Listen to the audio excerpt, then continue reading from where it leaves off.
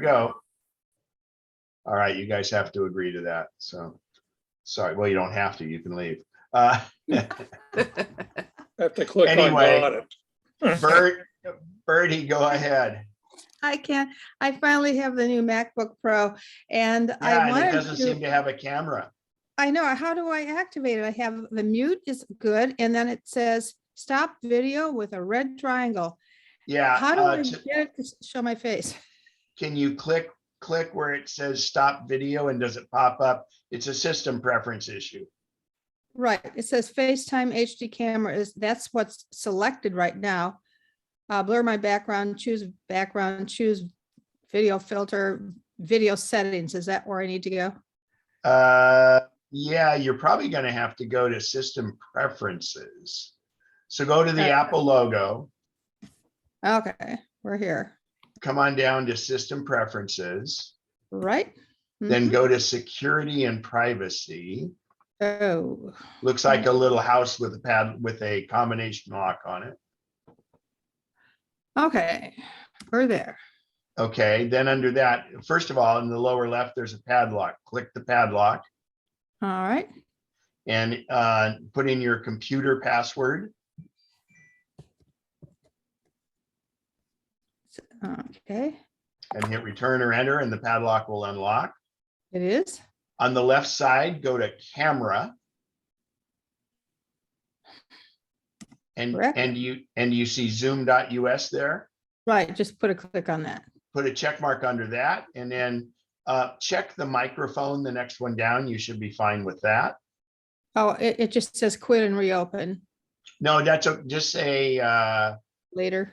later, because that's only if you were going to record your screen. Okay, my only option is Zoom Us. That's the only thing. Allow apps below to access your camera. Zoom On Us. which one? On your camera? Yeah, that's fine. And you check the zoom, right?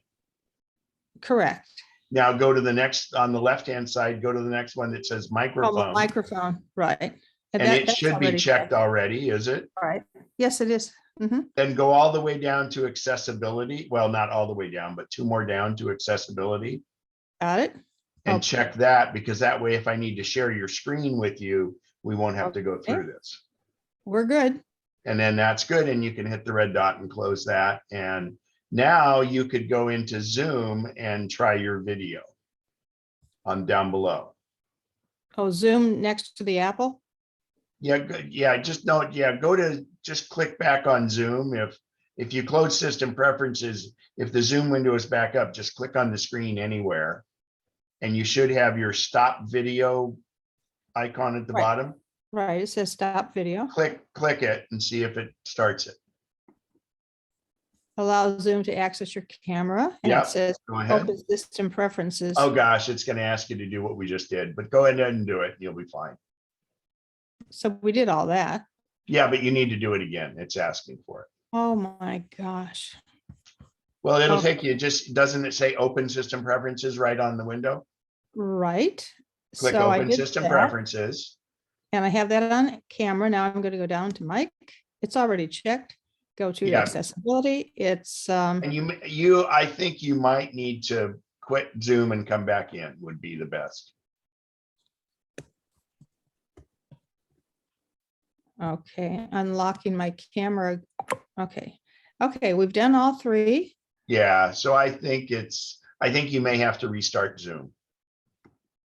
Oh, So then you I'll lose all just of leave the meeting, quit Zoom, and then go back to the link and come back in. And I won't say anything important for the next 2 them. minutes. Okay. Well, I missed.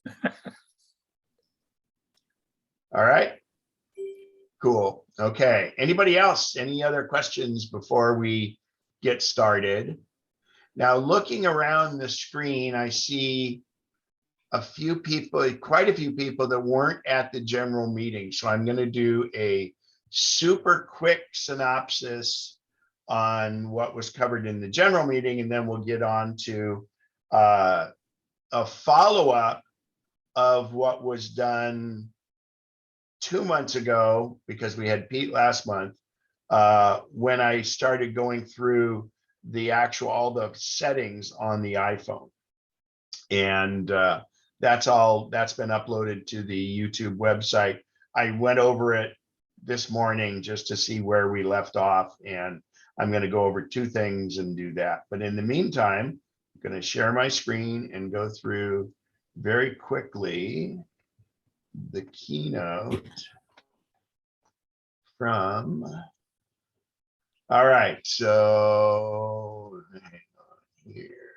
All right, so this was after I got back from that's the Matterhorn, and we skied all different sides of the Matterhorn. So that was pretty cool. I love these bar stools. They're pretty. This was on the hill, and this was in Italy. They have some pretty good ones, and you get the right angle. It is kind of discerning. And I was able a couple weeks ago to take my nephew from, actually my nephew's son, 15 years old, from New Jersey, and he's the only other one in the Spencer family that skis, and that's at North Star with Lake Tahoe in the background, and it was just a wonderful day. So in my little travels that I did, why I couldn't be here last month is I was traveling through a lot of different ski resorts and that all throughout the West. I started in Park City, went around, went down to Tucson, went up to Taos, well, Santa Fe, New Mexico, Taos, and Telluride, and then spent a week at Snowmass. So this is in Santa Fe, New Mexico, and I read about this ahead of time. This is the place where the Frito pie first came into being, and it's what they call they call it a 5 and dime store. That's the name, 5 and dime store, and it's been in Santa Fe forever. And the Frito pie is simply this. It is a bag of Fritos. They open it lengthwise like that. They pour chili in it, cheese and onions, and it's interesting. I didn't go out of my way to have Frito pie more than once, but it wasn't too bad. It was a cold morning or cold day, and I went there and had that for lunch, and it was pretty cool. They got the typical lunch counter in the back of the little 5 and dime store. And then I went to Taos ski area, and I love the fact that it's a pretty old cowboy kind of thing. And the shuttle for the parking lot is a livestock trailer, and some of them don't even have the cover on it, and they're being pulled by a flatbed pickup. And I think it's pretty cool. It's right out of the Old West, and Taos is definitely that way. And then in Taos, they had a run called Spencer's Bowl. So I didn't get to ski it because the conditions were suboptimal. And while I had a lunch at this great Mexican restaurant, real small hole in the wall, this is supposedly the most photographed church west of the Mississippi. And this is right in kind of in the same parking lot. And this church dates back to the late 1700s. And it's made out of adobe, and it's really cool. I did stop in a little town called Silverton, Colorado, and this is almost the entire town. There's like 2 blocks worth of buildings like this, and it's pretty off the beaten track. There is a small little ski area there. I didn't ski that area, but getting to it from a town called Ouray, and from there to Silverton is what's called the $1 Million Highway.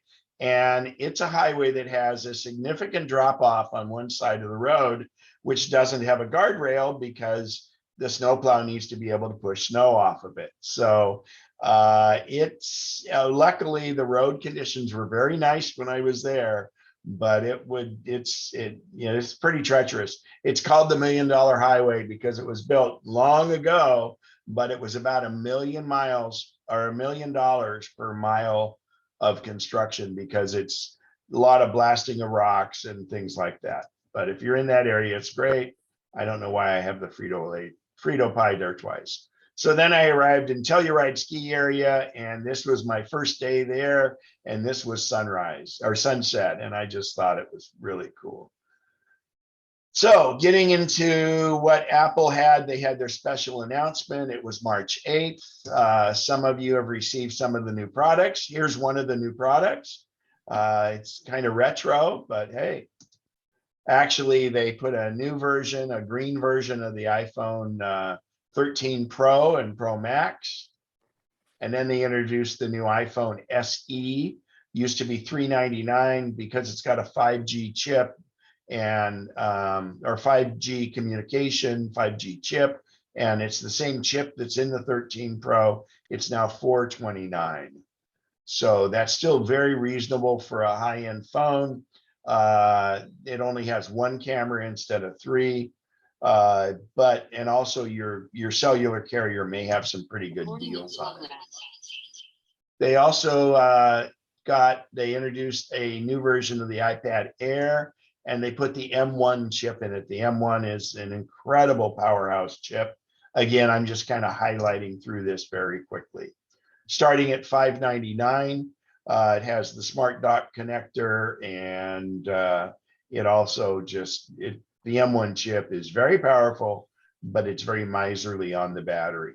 So they did talk about Friday Night Baseball. They'll have Apple TV will have 2 exclusive games on Friday night that only will be on Apple TV.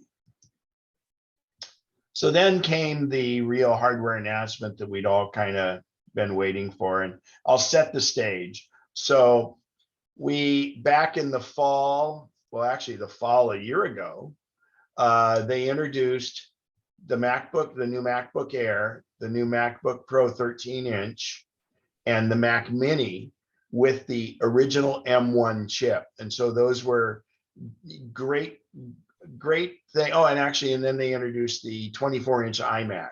So those all used the original M1 chip. Well, when the 24-inch iMac came out, I had a sneaking suspicion, and I thought, and I even said it, I go, they're going to come out with an upgrade to the 27-inch that might even be up to 30 inches. I thought it was going to be 29 to 30 inches. Well, it looks like, and even Apple has said, there's no intention of building a 27-inch iMac. So what they came out with was essentially a way to build a 27-inch iMac. So we'll start first. The 2 big items here are the Studio Display and the Mac Studio. And the Mac Studio is very powerful. It's definitely a pro machine. I don't know many people that need this kind of hardware, and it's really like a Mac Mini on steroids. So first, it's a 5K display. I'm going to talk about the Studio Display, which is incredible. It has the ultra wide camera, which has center stage. And what center stage is, if you're sit there like you were doing a Zoom thing right now, or like a few minutes ago, I noticed Keith's wife came in right beside him. Well, if you have the ultra wide camera with center stage, as Mary came into the shot would widen to include both of them. Or if you had 3 people, or if you're doing a cooking show and you're moving back and forth between being centered in the screen and cooking, center stage within some respects will do that for you. And it's amazing.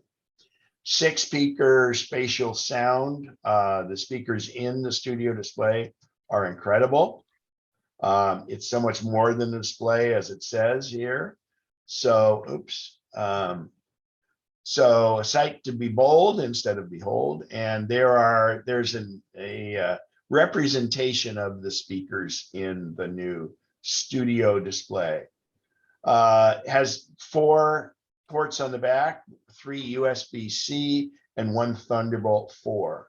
So it allows you to hook your Mac Mini up to it. You can hook a laptop up to it, do whatever you want through the Thunderbolt connector.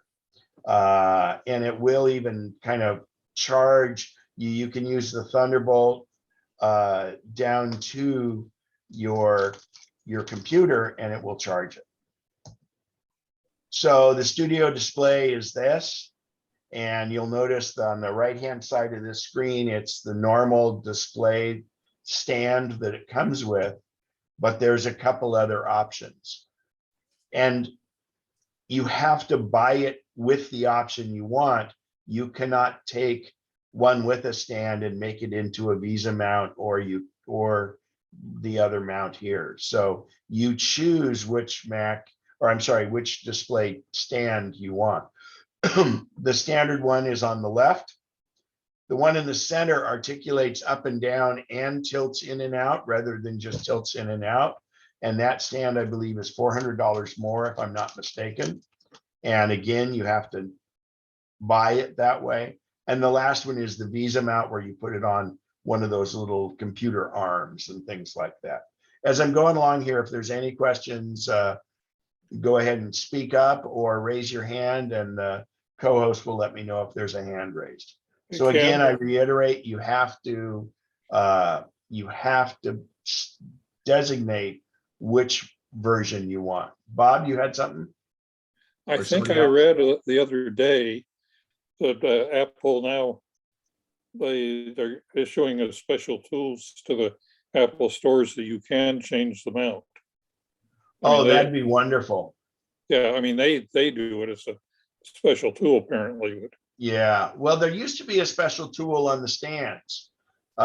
You had, right, in fact, you had to slip a little card back in there and then do it, because you could convert the old iMacs and the old displays to Visa or that, but not with this one in the middle. So, well, that'd be good to know. If anybody has any links, that'd be great to get to Al, and he can include that in it, because I'd be very interested in that. So again, this is just a display, but this display has the same chip in it, that it's the same chip that the iPhone 11 had in it. So it really has, and it's got 64 gigs of memory. So there's a lot of stuff going on in the display, and it is kind of like a computer, but it is not a computer. It's simply a monitor, and you hook either a laptop up to it, another iMac, or you could put the Mac Mini up to it, or the big new machine, the new Studio, Mac Studio. So here's how it shows. Don't forget the Mac Mini. The new M1 Mac Mini is very powerful. And I would say that if you coupled the Mac Mini with this monitor, you have something that's more capable than the current 27-inch iMac. Excuse me. The Mac Mini is limited to 2 monitors.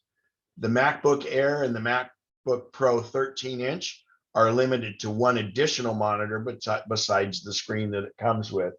But the new MacBook Pros, the Mac Pro, the big one you see in the upper right, and the Mac Studio can have 2 up to 8 monitors. So it depends on what it is, but at least you can do double monitors if you want. So again, if you look here, the Mac Mini and the new Mac Studio, it's like a Mac Mini on steroids. And I'm going to talk about it now.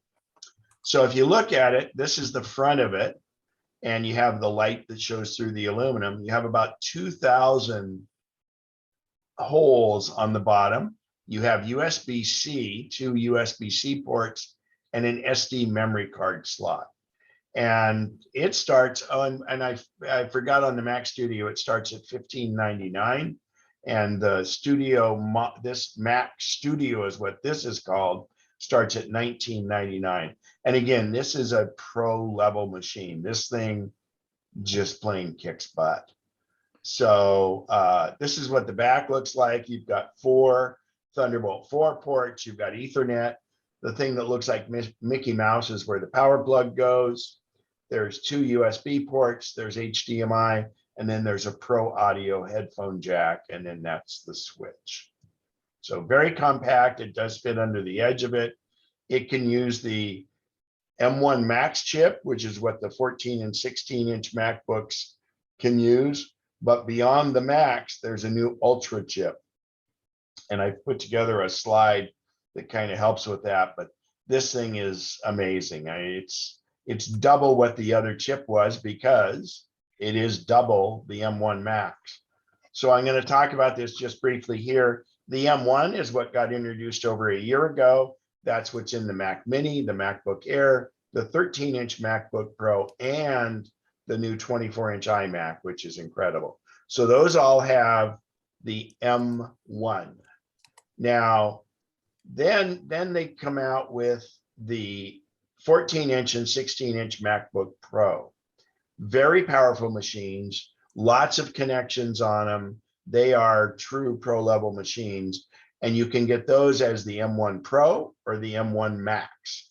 Now, the M1 Max, again, is a very, very powerful chip. And it's really pretty much pro level. Most people with the 14 or the 16-inch MacBook have really will only ever utilize the Pro. So you can save some money and go with that. Now with the new Studio, the Mac Studio, you can get it with the 2 chips on the right. You can get the M1 Max or the M1 Ultra, and the M1 Ultra is 2 Max chips connected together. And the secret sauce for this was Apple developed a proprietary connector that has very little speed loss. So in other words, it acts like one big chip instead of just 2 chips working separately, because the interface sometimes is slow in between. Now, starting with the M1 and going to the M1 Ultra, there's only one Intel chip machine left in the Apple lineup, and that's the big Mac Pro, and we think they're going to do something to that very soon. And very few people need that. But since we're running Apple Silicon, these are the M chip or the Mac chip. The M1 stands for Mac, and that's what these devices are, even though the M1 chip is used in an iPad. So all of these use system on a chip. And what that means is, in the past, and this really is help determining your buying situation. In the past, we used to have the CPU or the chip, the central processing unit. And then in years past, they started adding graphics processing units, or a GPU. So what that means is, when you're getting something displayed on a screen and you have a 4K movie that's taking it's using a lot of power, and I mean clock cycles and resources from the computer, the graphics card or the GPU is doing a lot of the heavy lifting for the high resolution monitors, and the CPU is there doing the computer tasks. And in the past, those were separated. They were on the motherboard and they had connections to them. Then we also have RAM, which was the internal memory in the computer. And the RAM allowed you, the more RAM you had, the bigger files you could open, the more programs you could run. And that RAM also sat on the board because they would just, when the computer was made, they say, okay, we're putting in this stick of RAM. And it was just a circuit board with memory on it. Then the last component, the fourth component of the computer, is the storage. And that used to be a hard drive long ago. And then it went to a solid state hard drive.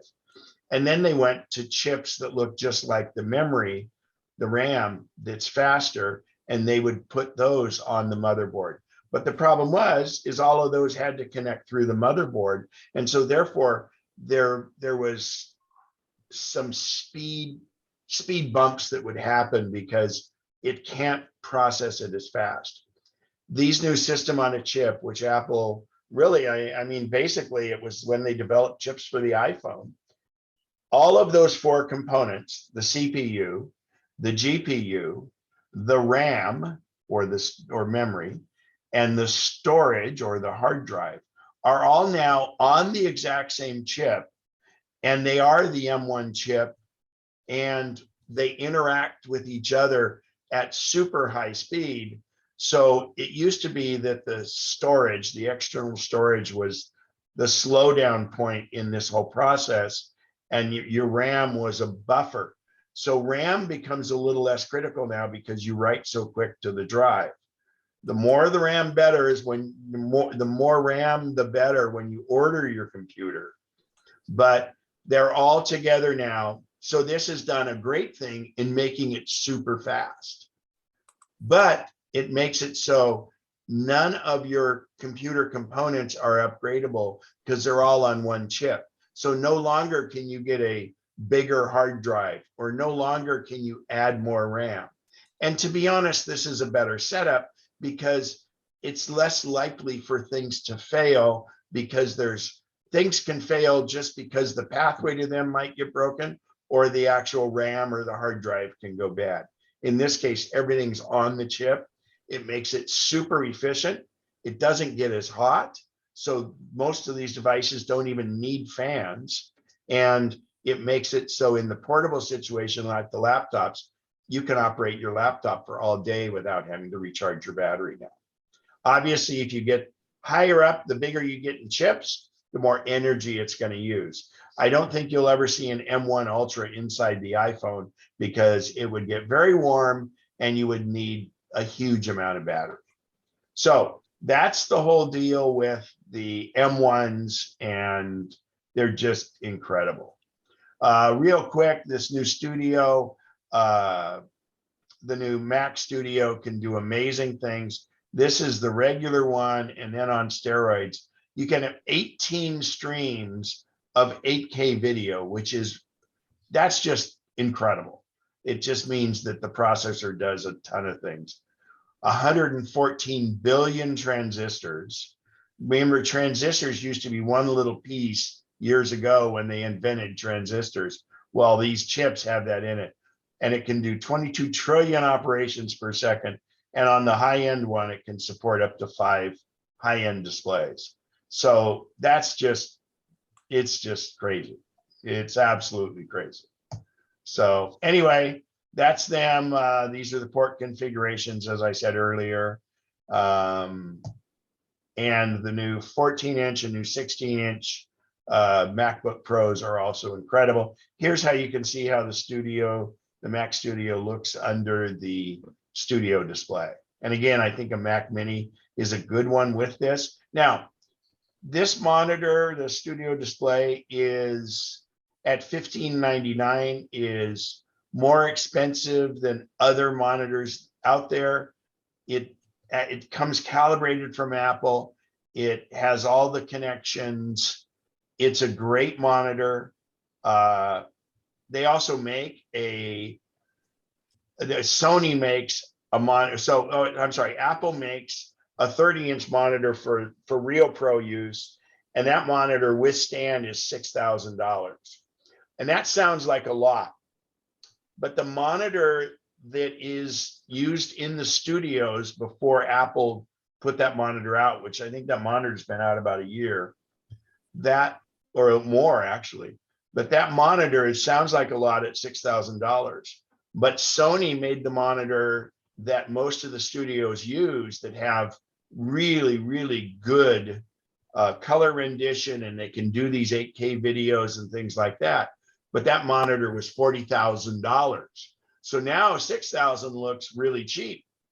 The other thing is that Sony monitor, while it's very good, most people can use it for about a half an hour and they have to shut it down because it gets so hot that it shuts down for 15 minutes or so, and then they can bring it back up. So the $6,000 monitor from Apple that specs out better than the Sony is what most of the studios were going with. So that just puts it in perspective.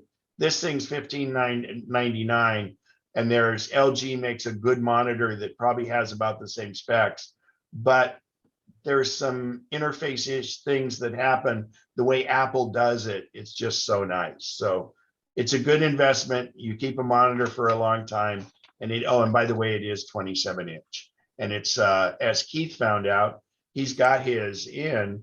It's smaller than the old 27-inch iMac or the Cinema display because the bezels are just smaller now, the little black band around it. So any questions on those products before we hop on? I did a really quick thing on universal control. If you go back, I did record the general meeting. I won't go through these 2 videos on this just because it's redundant. Reverse control is great, but and there we go. All righty. So we're going to dig in on the iPhone. And any questions on those products before I dig in on the iPhone here?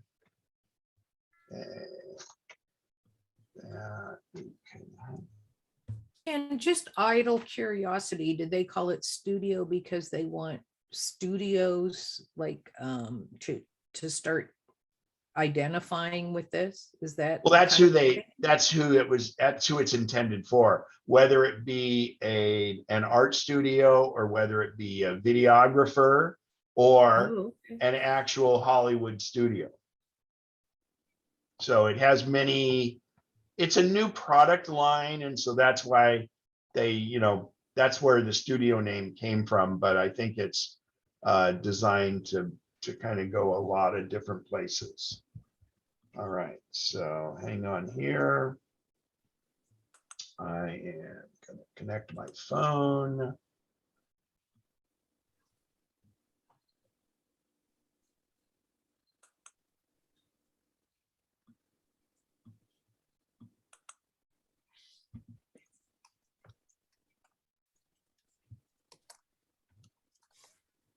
All right. And let me turn on Chromehouse. There we go. Great. So I have my phone displayed here, and we went through 2 months ago. I went through most of the settings, and we're going to go through, but I'm going to go back over a couple of the last two I did, because I did this and then we went to notes. So that's all on the MacNexus YouTube channel. Now, I went down here and I had gotten to wallet. And I wanted to point out something on wallet. So on wallet, it's where you keep your credit cards and things like that. But what I do, and in fact, I don't think it shows here. No, that's different. It's on my computer. I do it different. Anyway, it's super simple to add a card. All you do is you go down here and hit add card. And then it says a debit or credit card. And then when you hit continue, it would let you, if I had a credit card right here, I don't, I have something that kind of looks like a credit card, a T-Mobile SIM card. But what you would do is you would just center it in there and it reads your information off the card. And if that doesn't work, because sometimes they've got some really weird things with these cards where you can't hardly see the letters. You go down here and say enter card details manually right down here.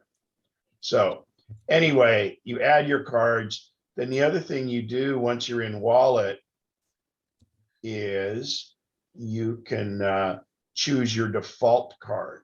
Like, what card do you want to be your default credit card, which will come up when you double click the side button on a Face ID phone. If I double click it, it comes up and brings up my wallets with the main card or any of your other cards here.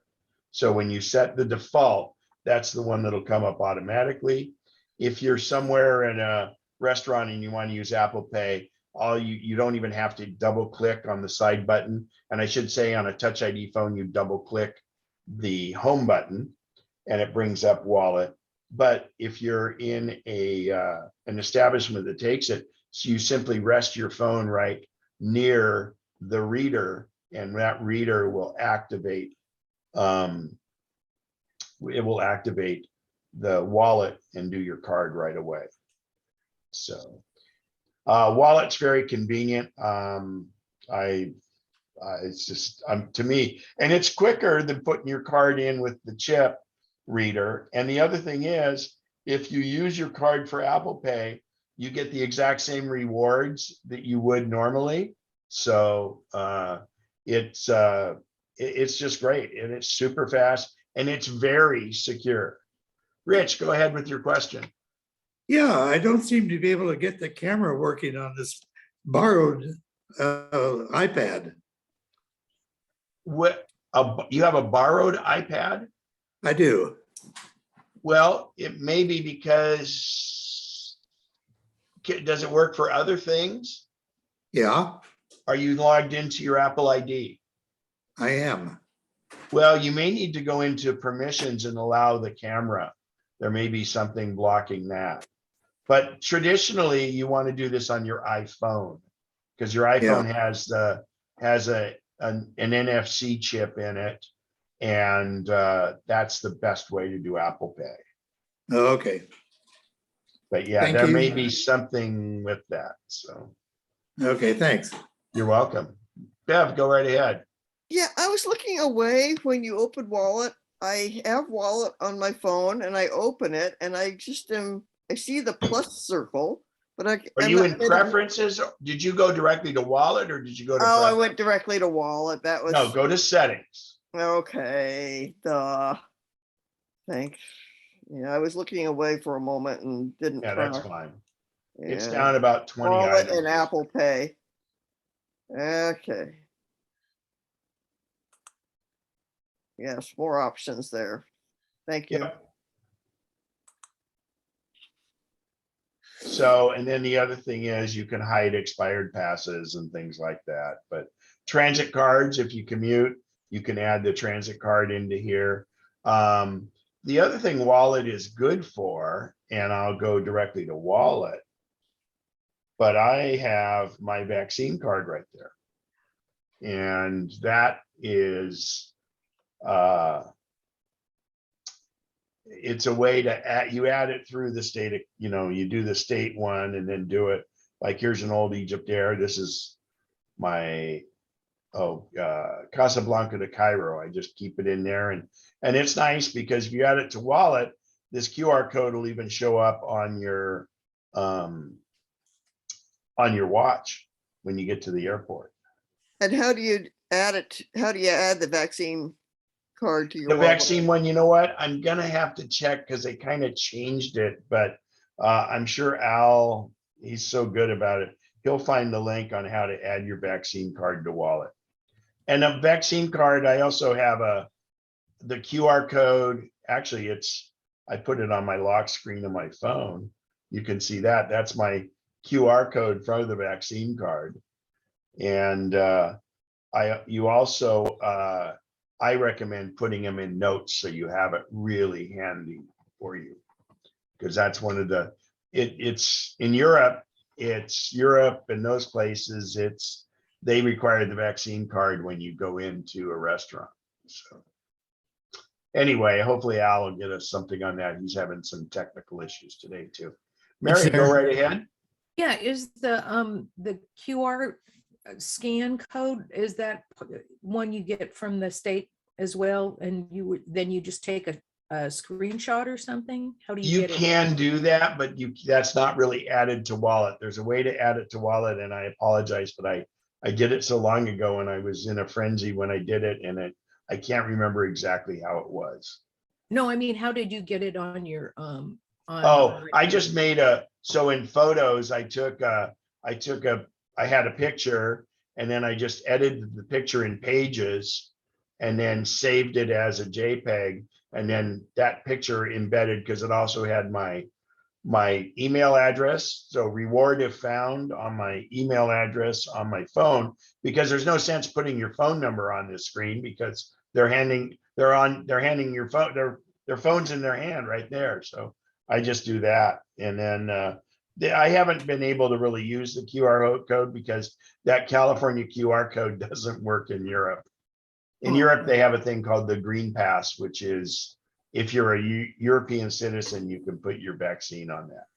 They're kind of moot now anyway, I think. No, they're still requiring them in restaurants over there. No, I mean here, the California one, Yeah, right? well, Yeah. for now, yeah.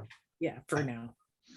That's All right, so the other thing is we went through passwords and you can see your different passwords in here. And I used the example of Allstate. Well, you guys don't see what my password shows. Mine does when I tap it, and I can copy it and I can paste it. Well, in this case, I have a fake account because I used to have an Allstate account. So it shows on my phone, and I don't mind exposing it here. And you can't really see it, but it shows it's called password 1 is my password. So, but you can also have Siri once you've entered. So, and you don't go in and manage your passwords there, you let it store it. And I can say, show me my Allstate password. And there it came up, but you guys, Apple's really good by connecting my phone through QuickTime. It whites it out right here, but it does show the dots on my phone. And when I tap it, it reveals what it is. Now, we did have some discussion. There were some people about 1Password and things like that. The nice thing is you can add notes in here in your keychain, and this gets synced across your keychain. So, all right, moving back down now. So we're getting back into settings. So we briefly hit mail, but I'll do that again. So on mail, this is where you would add other accounts. And if you have your accounts listed here, but the important thing is, first of all, and I want everybody should do this. If we scroll on down to near the bottom, fourth from the bottom, it says increase quote level. So this is settings, mail. And I believe I have it increase quote level is off. And I think most people should be too, because otherwise it puts that little bar. And if you've got a conversation that goes back and forth 12 times, it marches its way across the screen. It just was an old way of doing it. And we have threaded conversations now.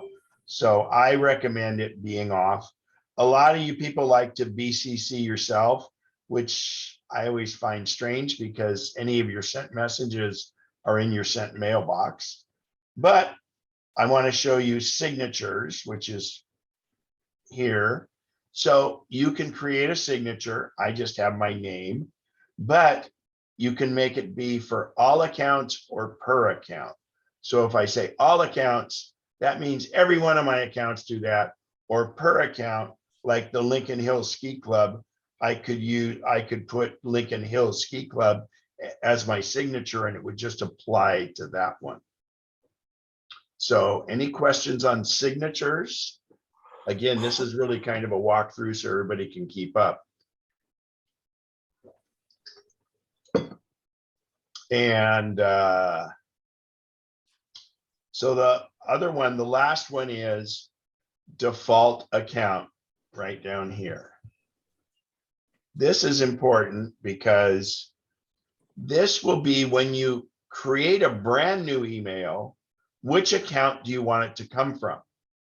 Now, if you're replying to an email, let's say somebody sent an email to the lhskiclub@gmail.com and I read that email and I hit reply, it will always go and reply from the email address it was sent to.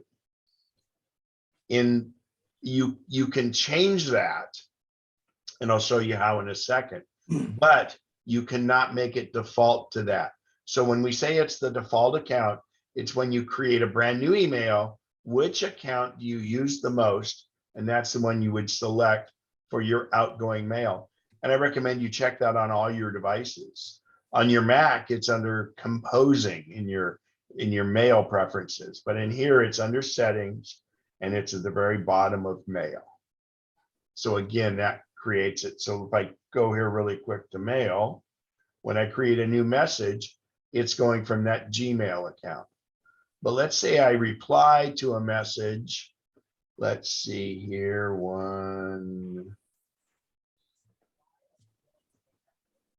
I'm trying to think if any of these are out here. Anyway, if I just hit touch of modern, yeah. So now it went to my K-Link's Gmail address, which is a throwaway one for me. When I hit reply, it's gonna go from the one it was sent to, and to change that, I tap right here.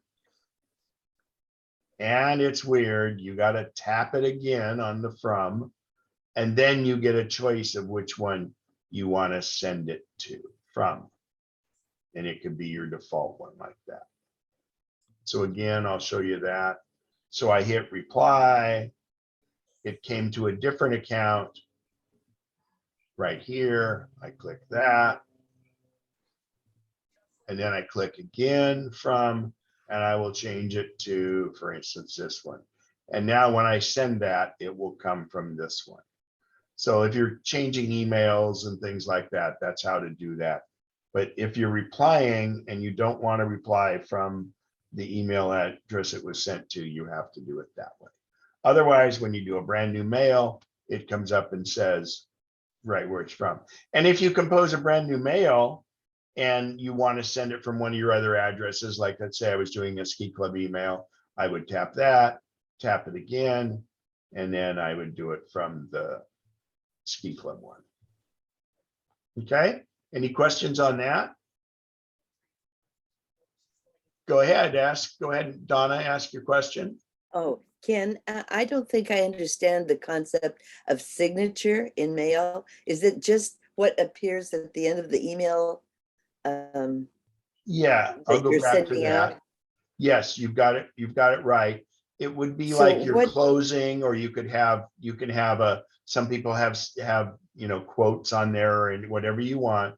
But the signature is the part that's always on the bottom of the email.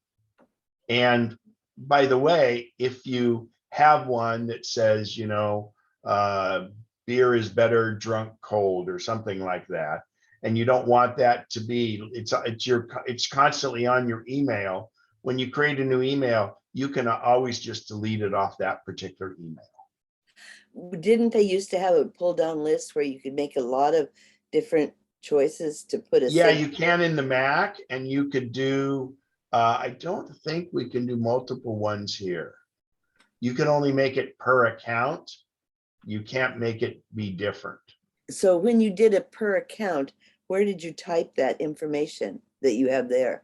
In the little boxes you see here. So watch, if I tap all accounts, I Okay. have one box, and I would simply type here what I want. Well, Oh, okay. blah, blah, blah, blah, blah, blah. Okay. Right. Okay. And then Thank you. if I say per account, I have a box for each one. And you can copy and paste from other places and do that if you want. So Okay. Thank you. good deal. Good question. Bertie's back with her camera working. All right. Her Hi new there. computer. I have a quick query. I believe you touched on it about a month ago, but I didn't really know how to apply it. The options are given, hide my email. So is that a one-time thing? So then your email will have this fictitious name. Could you briefly review that at some point? Sure.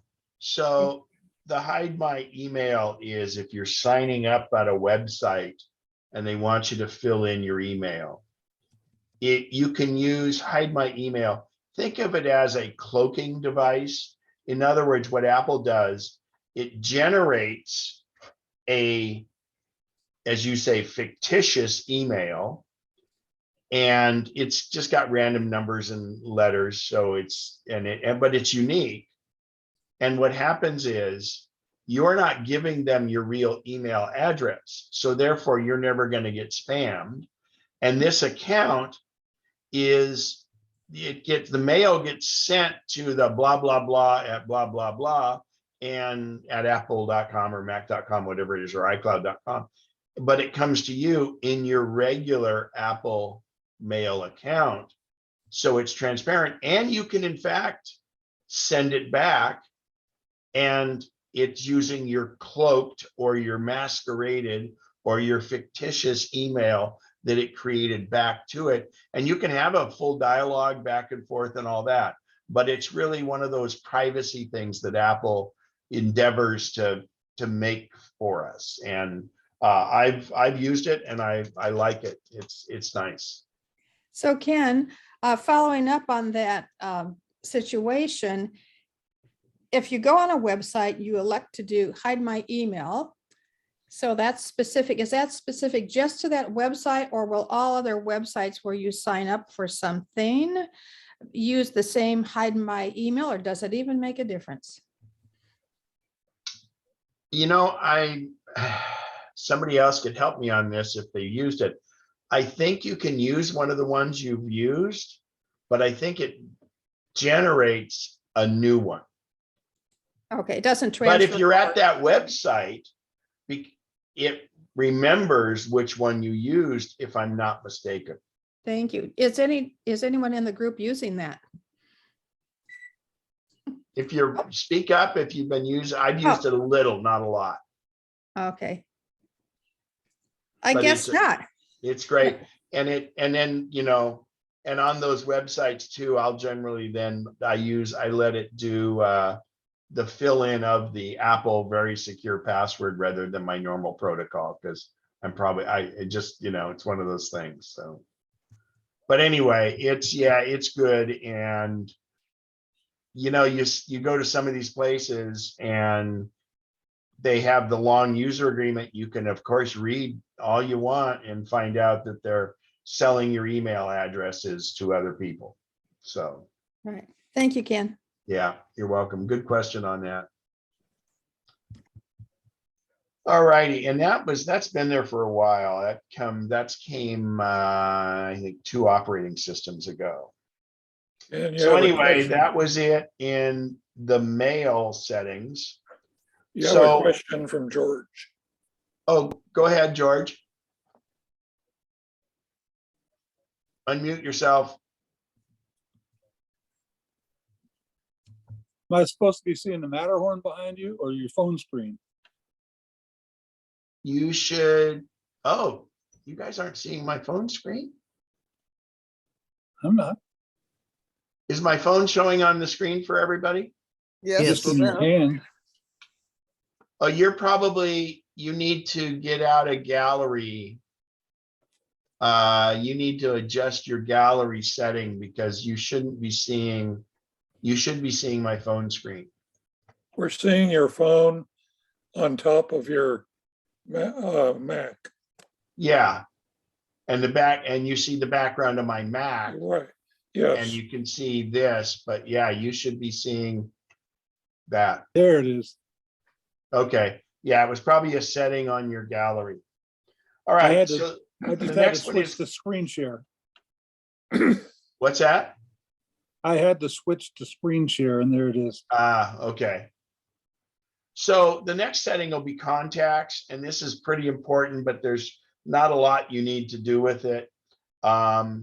If you have you can have multiple accounts, but if you'll notice, only this account shows contacts, my iCloud. If any of these others showed contacts, and I'm actually going to turn it on for this one, just temporarily. So now when I go back here, I choose my default account. So if I'm in accounts and I have more than one that says contacts, that means my contacts are being synced and created in different accounts. I'll click contacts up there and I come down here to default account and I want to choose a default account. And I highly recommend, well, first of all, you want it to be the same on your phone, on your iPad, and your Mac. You have to make sure those defaults are the same. And it's just like in mail. We did a default new message. Well, this means if I create a new account or a new contact, I want it to be in my iCloud account. So you should have those all be the same. And unless you have a special circumstance, it should always be the iCloud account. Now I'm going to, oops, cancel. I'm going to this one and I'm going to turn contacts off on that. And so what'll happen is, since I don't have multiple accounts, you'll notice there's nothing that says default account. So if you don't have default account there, it means you have one account you've selected and that's it. So that's pretty important. And you want those to be the same throughout all your devices. The other thing is you can do the sort order, and Apple does it in a nice way. They just say, okay, let's talk about it. Do you want your sort order to be by last name and then first name? So if you have a bunch of Smiths, Bob Smith would be one of the top of the Smiths, but it's sorting your contacts by last name instead of first name. And you could also do it by first name if you want. So the other one is the display order is a little different. do you want the name to say Bob Smith or Smith, comma, Bob? So that's how that works. All right, so any questions on the contacts? And again, I encourage you, go ahead, Donna. I don't understand. When I'm in settings and in contacts, and I look at the 3 accounts I have, and I look at them, and iCloud is the one that has 10 more. Yeah, don't worry about the 10 more. It says contacts. That's all we're concerned about. Okay, but how do I get rid of things that are in the contacts that no longer exist? Like, Okay, my that's a old whole different Mac- thing, but I want to make sure, do you only have contacts under iCloud? Yes, Okay, thank you. then that's good. So then you just can go back away. To get rid of contacts, you simply go in on any of your devices and tap or go into contacts and edit that and get rid of it. Thank you. Okay. Okay. Yes, thank you. Bear with me, water. I am just parched. Hang on one sec. In fact, if you guys want to take this would be actually, this is when we normally do, when we do it in person, a break. Let's take a little 3-minute break and I will be back right away.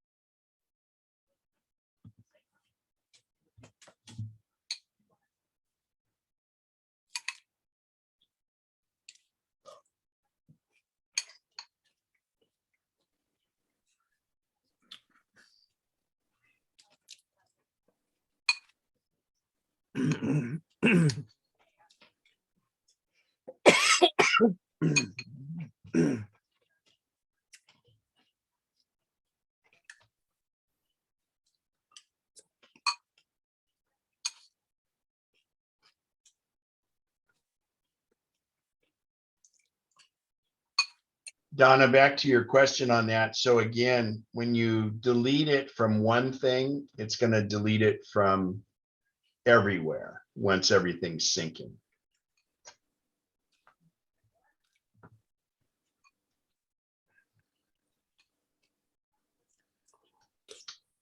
And somebody else had their hand up and it looks like it's down now. It was John Hart. Looks like he's stopped video for a second. Okay. I'm right here. John, you had a question? Yeah, on my contacts. Somehow I got everything doubled. Is there an easy way to eliminate? Well, there is on your Mac. So I'll show you that on the Mac right now. Okay, thank you. So if you go into your Mac, first of all, so what obviously, so hopefully all your stuff is syncing. Many of you have some contacts on my Mac down here, and that's only on the Mac. And, you know, and I don't even know why mine are showing up there. This is anyway. So if you click on all contacts and you have duplicates, there's the ability to go up here to the word card and come down and say, look for duplicates. And when I click look for duplicates, so it sees I found 2 cards. So that might mean that I have the same person entered twice, maybe with different addresses or phone numbers, and I merge those cards. So when you merge the card, that'll help. Then I always go up and do it again to see if anything comes up. And and sometimes it'll always say 1 card. So that just means something's wrong and just don't worry about it. But you can manually go in. So let's say these are 2 separate people, but let's say let's say this was Nicholas Keck and Nick Keck. if I click it in one point and then I hold command and hit the other, I can go up to card and say merge selected cards. In other words, you may have missed, it's as long as it's the same person, that will work just fine. You wouldn't want to do it with different people. Like here, this is, oh, and see, like I spelled Candace wrong on this one. And so I could combine those cards if I want. But again, the be on all contacts, go to card, and then come to look for duplicates. All right, John? Okay, thank you. You bet. Ken, Yeah. what's a little scary about that is it's not showing you both cards so that you can manually make the decision. It's just merging them. Well, yeah, and what it merges though is it might put, like, if you have two different addresses for them and things like that. And actually, about the scary part, I always, before I do a big purge, I go up here to File, and I come down to Export, and I say Export Contacts Archive. And that allows me to save in my documents the current version of it. But I always append it and say like pre-purge. And that way I do, and I save it. So then I do my check for duplicates and none were found, but let's say it fixed it. Then afterwards I go up and I go up to File, Export, Contacts Archive, and then I would put post purge. And the reason being is it may screw things up. So you want to go back to the other version, and you always have to put a new name on here because it will replace. If I had just saved it as contacts 04/02/2022, the first one, when I go to save the second one under the same name, it's just saving the last one. It would replace that file. So I always name the file, and they take up so little room. I have a big database, and let's go see how big that, let's see what happened with that. That's all fine and well, but it's a lot more work than just being able to eyeball the two side by side. Oh, like we used to do the way it used to do it? I don't remember how it used to do Yeah, it. it used to do them side by side, but it's kind of taken that out. So Well, yeah, that should come back. I think, yeah, I agree. So I have 1,500 contacts and it only takes up 36 megabytes. So your contacts are very, very, Yeah, they're tiny. yeah, it's data and it doesn't take much room at all. So always do a backup before you do a purge. Any other questions? Go ahead, Bev. I'm sorry. Yeah, you had your hand up. Go ahead. You're muted. You're still muted. There Yeah, you go. now trying to be courteous about not having extraneous noises. I am comparing contacts and accounts on my phone and my iPad. My phone has 4 of my emails, or it has the iCloud and 3 emails, but my iPad only has iCloud and 1 email. How do I Well, that just that has nothing to do with contacts as long as you have the same contact account as the default. It just means you don't have that mail account added to your iPad, so it's not even an option for the cloud, for contacts. So don't get hung up on accounts, because if you really only, as long as you're using the cloud account for your syncing, in contacts, that's all you need. But that means you have one less email address on your iPad. And I don't use those that much. Then don't anyway. worry about it. Okay. Okay. So let's go back into settings, and we're going to go down to calendar. So calendar is virtually the same thing. There are some things in here like time zone override if you're traveling and you don't want it to adjust accordingly. But the other thing is, big down here is your default calendar. So you can have other calendars in other things, but I recommend iCloud for your calendar. And again, this is when you make a new event. Which calendar do you want it to go into? I want it to go into my, what I call work calendar, but that's consistent across my devices. Because so many times I get calls where, well, I made an appointment on my phone and it's not showing up on my Mac. So actually, while we're at it, let's do, since this is really critical and we have plenty of time for this, I'm going to show you on the Mac, you go to Contacts, Preferences, and under General, here is where you choose what your default account should be. Never using on my Mac. In my case, it's the iCloud. And that should be the same thing as on your phone. So again, that was Contacts, Preferences, General, and then Default Account. Now I'm going to do the same thing on Calendar. And on Calendar, if I go up to Calendar, Preferences, and you'll notice there it's the work account, and that's the one I have. I could choose these others. This just means when I create a new appointment, or if I have Siri make a new appointment, then I go ahead and it adds it right to the correct calendar. So again, on your phone, it's Settings, Calendar. Let me move this. Default calendars. Actually, not delete the default calendar, and I have it on work. So you really want them all to be the same, because if you create a new event. Now, once you create the event, you can change which calendar it's in. But this is just saying that if you don't designate anything, that's the one you're going to use. Okay, everybody got that? Everybody hopefully is syncing that way. On Notes, it's pretty much the same thing. You want to make sure it's the cloud. Some other ones don't do it.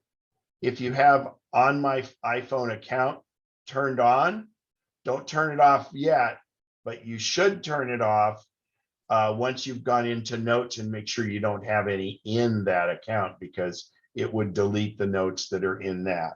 And we'll go really quick back to Notes. And in Notes, you can see up here, here's my different accounts. Oh, I don't have different accounts. So this is where it would show up if you had other accounts other than iCloud. And if you have the On My iPhone, you would go look in that one and find out if there's any notes you have, and you're going to want to make those over into your iCloud account. Okay, back to so in Notes, we have the ability to lock notes. So I recommend when you lock a note that you use the same password you use to unlock your phone, because that's the one you're going to remember. And so, it's you can't get a passcode for each individual note. It's you have a passcode for your locked notes. And I'm going to show you that on the phone here. So if I go to Notes, iCloud, let's see if I have any notes.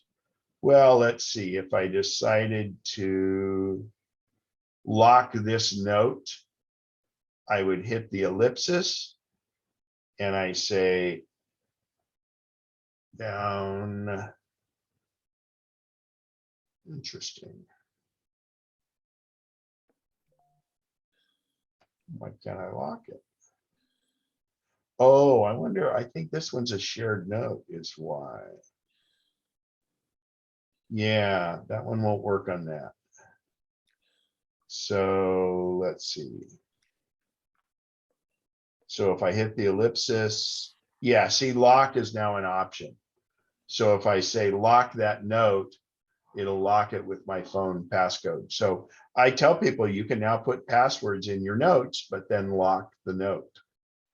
And again, use the same as your phone because you'll forget it otherwise. We don't need more passcodes to remember. So down in reminders, there's not a lot to do in settings on it. You Ken, can, this is Bev.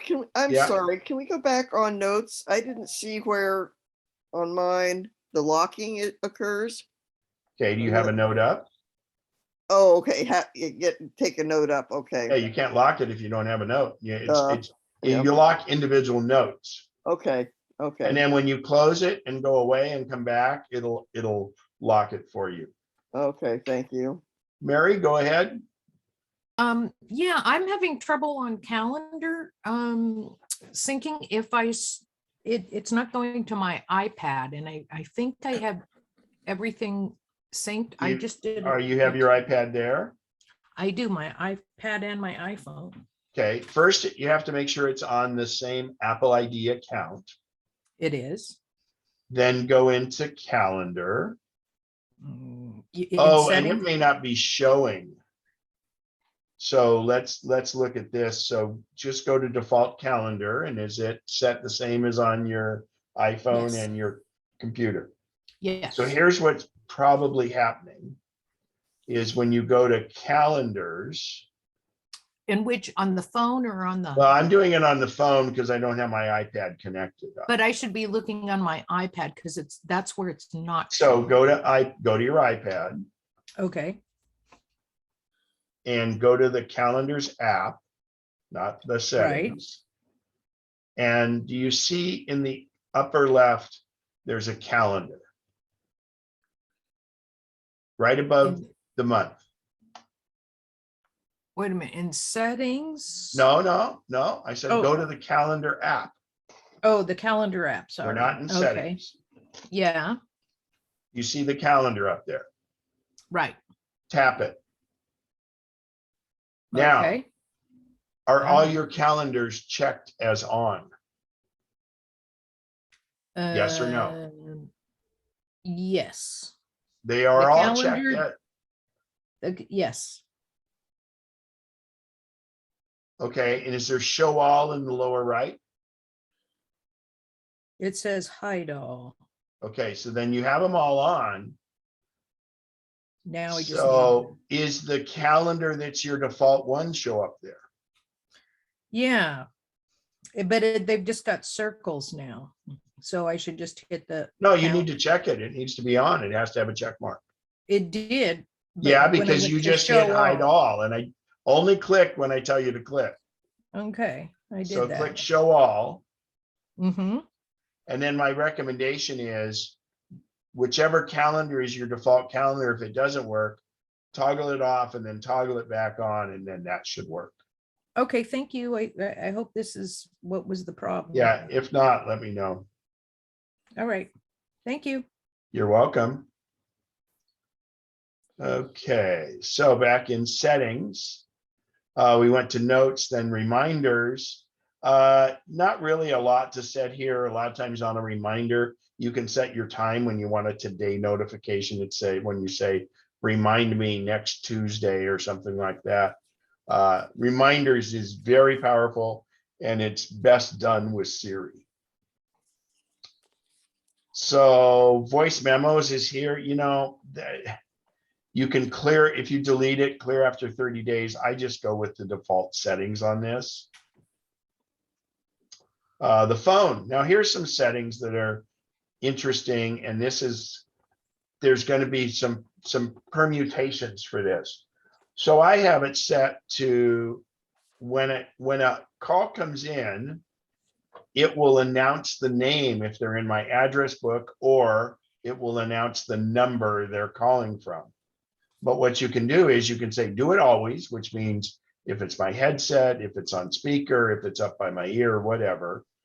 I choose to have it only do it on headphones because I don't, my ringer is normally on silent all the time, so it wouldn't do any good. But when I have my AirPods in my ear, it will announce who's calling. So that, and I can answer it on my AirPod without ever looking at my phone if I want. So that's the announce calls. If you normally have your ringer so it makes noise, you could have it always announce calls and it will do it for you. But it's a nice feature. Wi-Fi calling for most everybody should be on.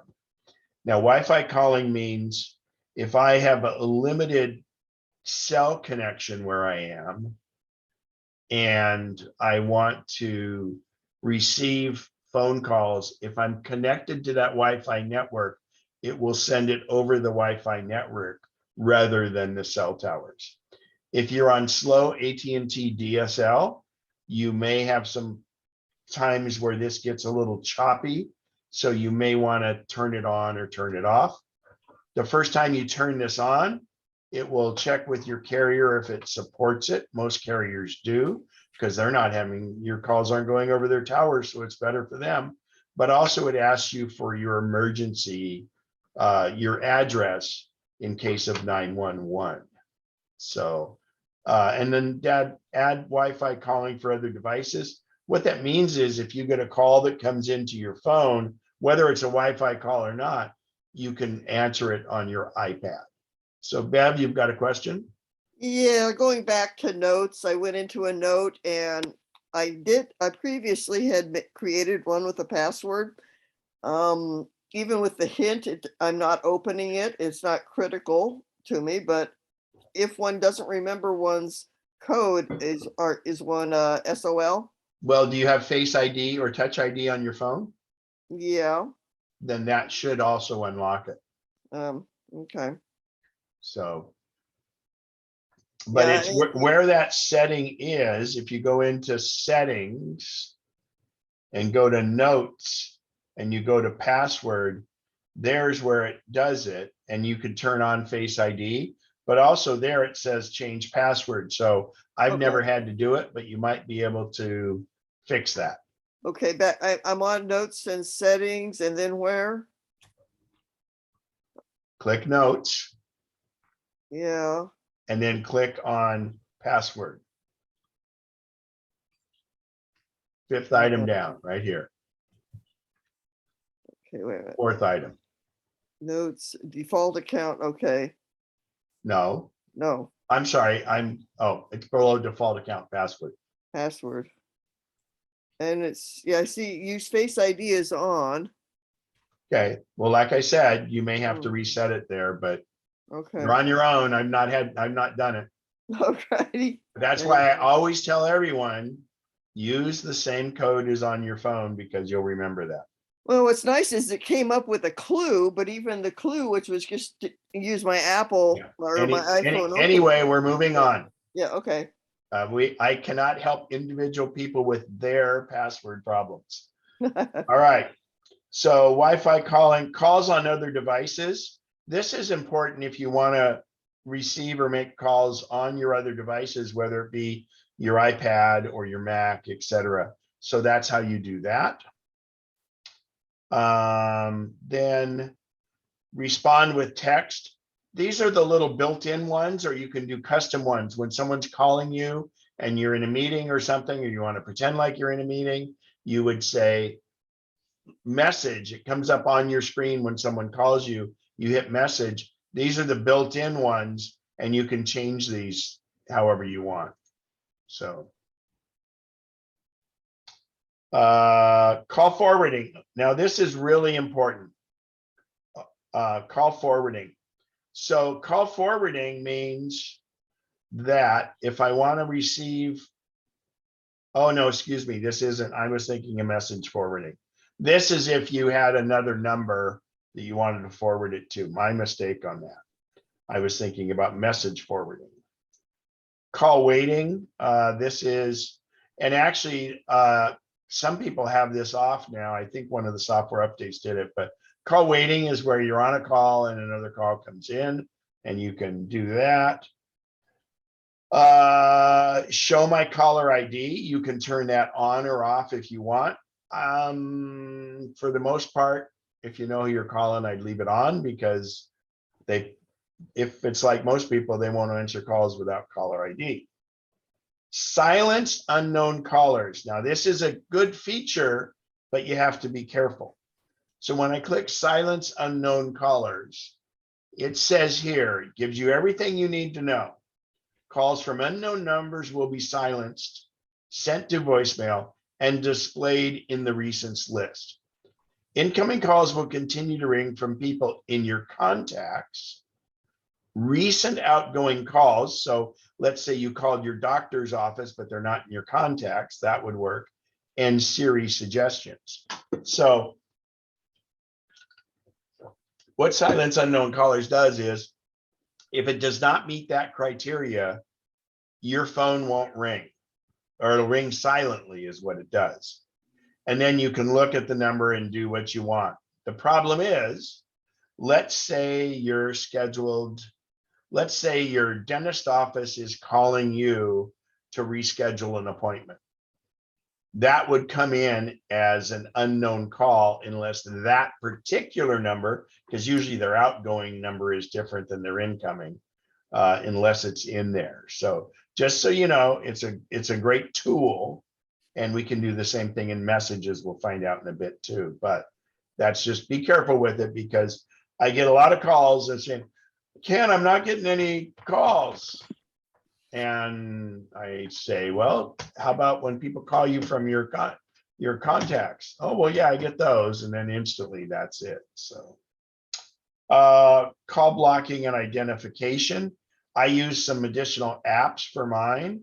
Hiya is one.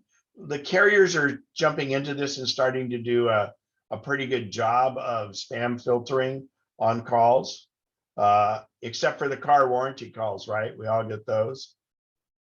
Why would anyone that had, who would insure a car with over 200,000 miles and expect to cover the repairs? That just kind of says it all. Block contacts. I didn't block all of these. A lot of these are done, done automatically. So you can have your block contacts in there. SMS call reporting. Oh, this is different. This I haven't used. So I can say,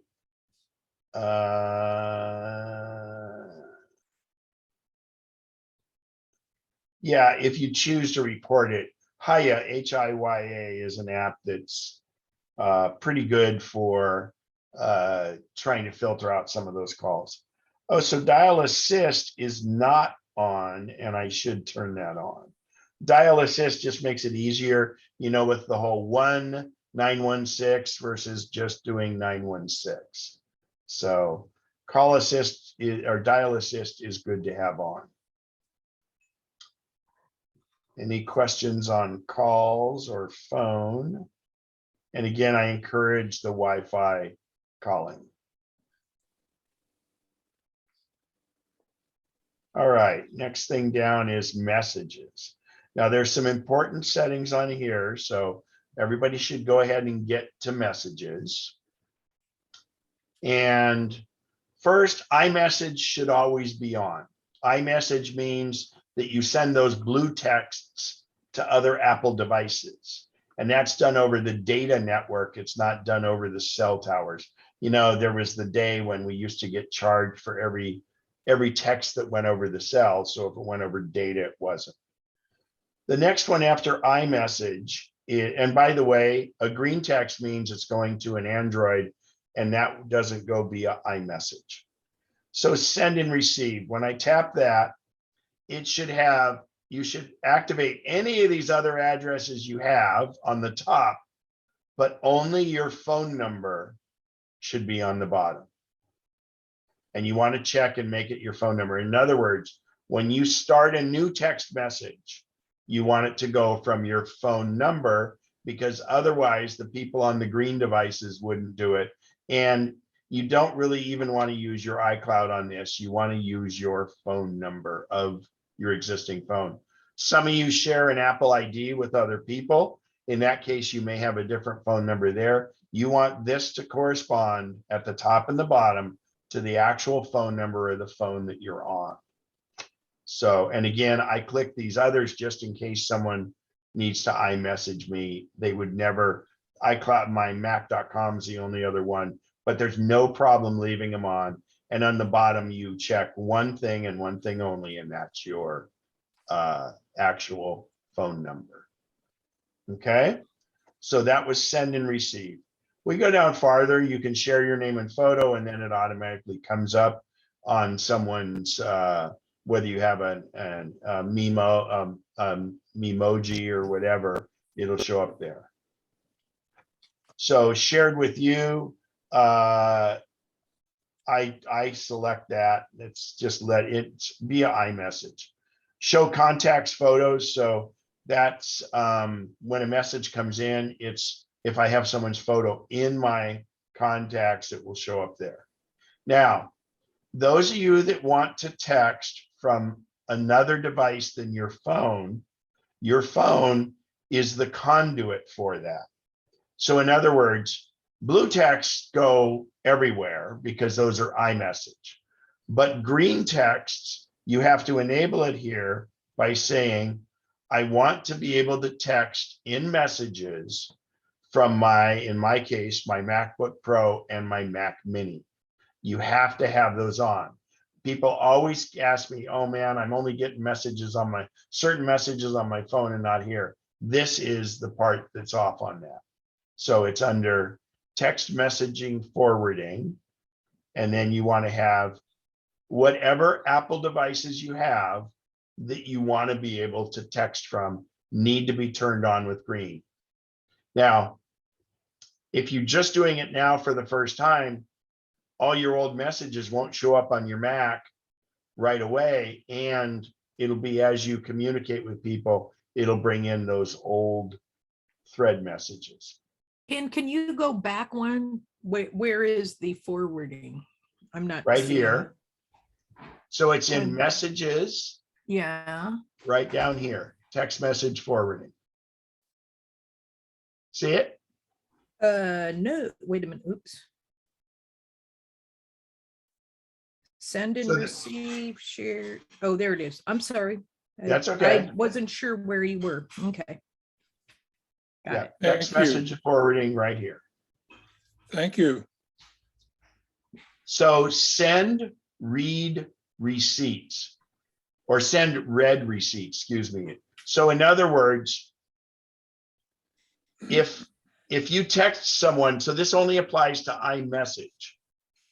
If you text someone and they have read receipts on, I can see they read the text. You'll see it's delivered, but the second one is you can see they read it. I choose not to let someone know if I read it. It's the way I am. But I'm not saying it's a good or bad thing. But if it's somebody you're going with and you go, man, did they receive that text? Well, did they read it? This is how you would know if they did it. So it's up to you. So the other thing you should definitely have on is send as SMS, and that's small message service. And that will help with that sent. Let's say for some reason you're sending an iMessage, but it won't work.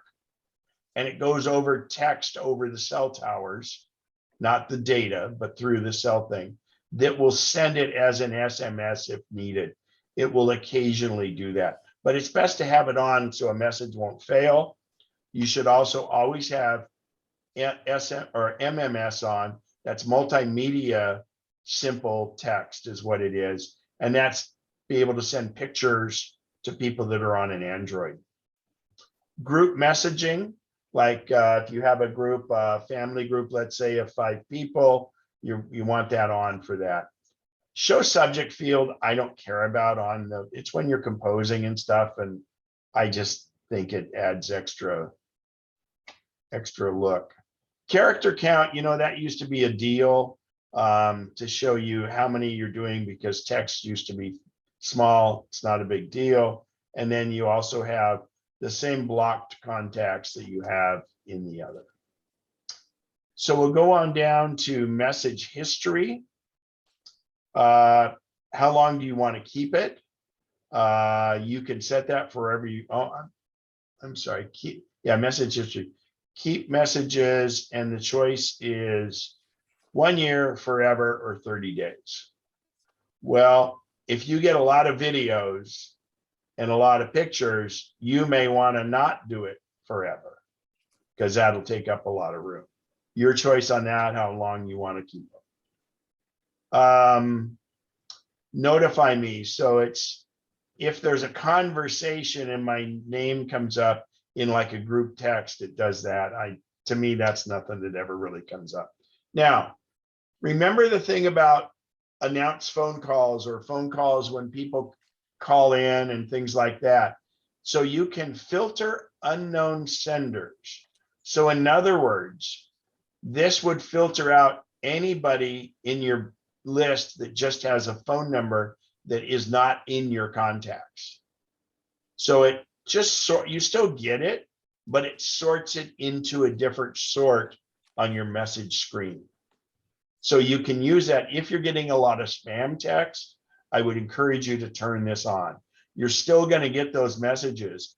But what's really important to do is, let's say somebody let's say somebody I met skiing 2 days ago, and I'm going to contact them. All I have is their phone number.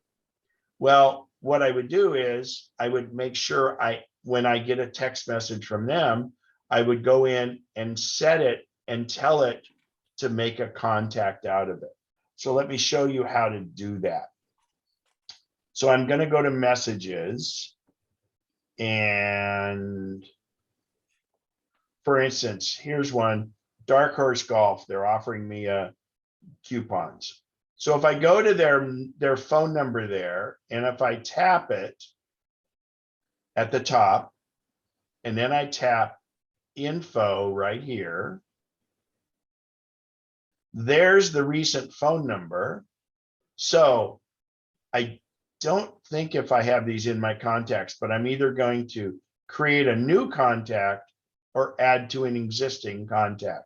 Let's see, you already had somebody in your contacts you had an email address for. You would go to add existing contacts. So I'm going to try add it. And I don't know that I have Dark Horse in here. I don't. So now I'm going to hit cancel, and I'm going to say create a new contact. In this case, it's Dark Horse Golf. So now I hit done, and now in my contacts, look at the top here, it says Dark Horse Golf.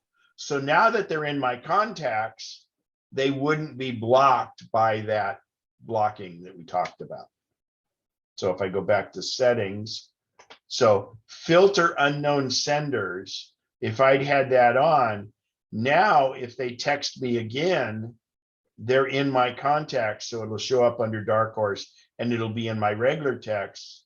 Otherwise, when you have message filtering on, you have a whole nother category of unknown text messages, but they still come in, but they don't announce on your screen too. They come in silently usually. So audio messages are those little things where you can, instead of sending someone a text, there's a spot to just record a little bit, and you can do that and simply raise to listen. So the last one is low quality image mode. If you have a lot of photos and you don't care about having them be the most pristine, huge photos, you can turn it into low quality image mode and it will take up less room. Okay, any questions as we go through messages? Again, I'll recap. iMessage is on. Send and receive should have at least your phone number and your Apple ID account. But if you put others in there, you can check them all. There's nothing wrong with that. But start new conversation should definitely be from your phone number. I have a question. Go ahead. On the audio messages part, Yeah. the expire, I think you had yours set, 2 minutes? Can you expand on why you're choosing an amount of time? Well, I really hardly ever get any of those. So I could put it on never. If I'm not mistaken, I think that might be the default. Was yours set to 2 minutes? No, mine said never, but I don't remember if I said it or not. Yeah. Yeah, I don't know if I've, I'm, if anybody else checks their phone and see if they've never touched this, what's the default? I think it's 2 minutes because mine was set to that too, and I don't remember. ever Yeah, I think messing. Bob, what Apple's thing is they try to conserve space on the phone and Okay, so, just, yeah, just but curiosity. you're probably like me where you get very few of those, so I don't think it's too much of I'm a, like you where I tap on things trying to figure out yeah. going on. And then we forget what we did. Over And then how time. come it's broken, right? Hey, what's So, your excuse? I'm a yeah. lot older than you. Well, I know, yeah, I'm getting there though. I'll never catch you, but I'm getting closer. All right, so we'll tap in settings in the upper left again up there. So one thing I want to point out, and if I go back to the cloud setting, and because we're just talking about message preferences, so if you go to the very top under settings and click on your name, and then click on iCloud. If you scroll down here, I have virtually everything green except messages. And the idea with messages here is where we say we want everything to sync on the cloud. Our messages will sync across our devices if you have that text forwarding on. But what this does is this takes, as many of you have, I know lots of people that 7 or 8 gigabytes of videos or photos that are stored in messages. What this does is it allows you to put those up to the cloud to open up more room on your phone. I don't have an issue with room on my phone, but if you have an issue with room on your phone and you store your messages on the cloud, the nice thing is kind of like with Photos Library, it will store the smaller version of the photo on your phone or the video, because videos are the big violators here. And then it stores it up on the cloud. And if you ever need to get it, it might take a second or two to download it. So it's your choice. I don't choose to keep my messages on the cloud because my messages are not taking up much space. Messages themselves take up virtually no space. It's the photos and, more importantly, the videos that take up a lot of room on your storage space. So is that pretty clear to everybody there? I'm going to go back to settings, and that finished messages. So the next one is FaceTime. And by the way, all of these you'll notice at the very top here have different things. So notifications, for instance, I can say, well, FaceTime, yeah, allow notifications. Do I want it to display as a banner and is it display temporarily? All of these notification settings have been in every single thing we've done that says communication. So right through there. So those are the settings. Are you can do it specific to each app if you want to. All right, so FaceTime is where we were. So on FaceTime, now you'll notice we kind of have the same thing as we did with messages. So I would encourage you to have the settings the same and use your phone number. Obviously, turning FaceTime on. And remember, FaceTime can be audio also, or audio only, or it can be video. And this is a great way if you're traveling out of the country, but you're in a hotel and you have Wi-Fi and you want to communicate with somebody back here. This is like Skype or WhatsApp in the sense that it will use the Wi-Fi and not the cellular network. So FaceTime is great for that, but it's Apple device to Apple device. Ken, do you know if Duolingo is also Wi-Fi? Duolingo is a Android.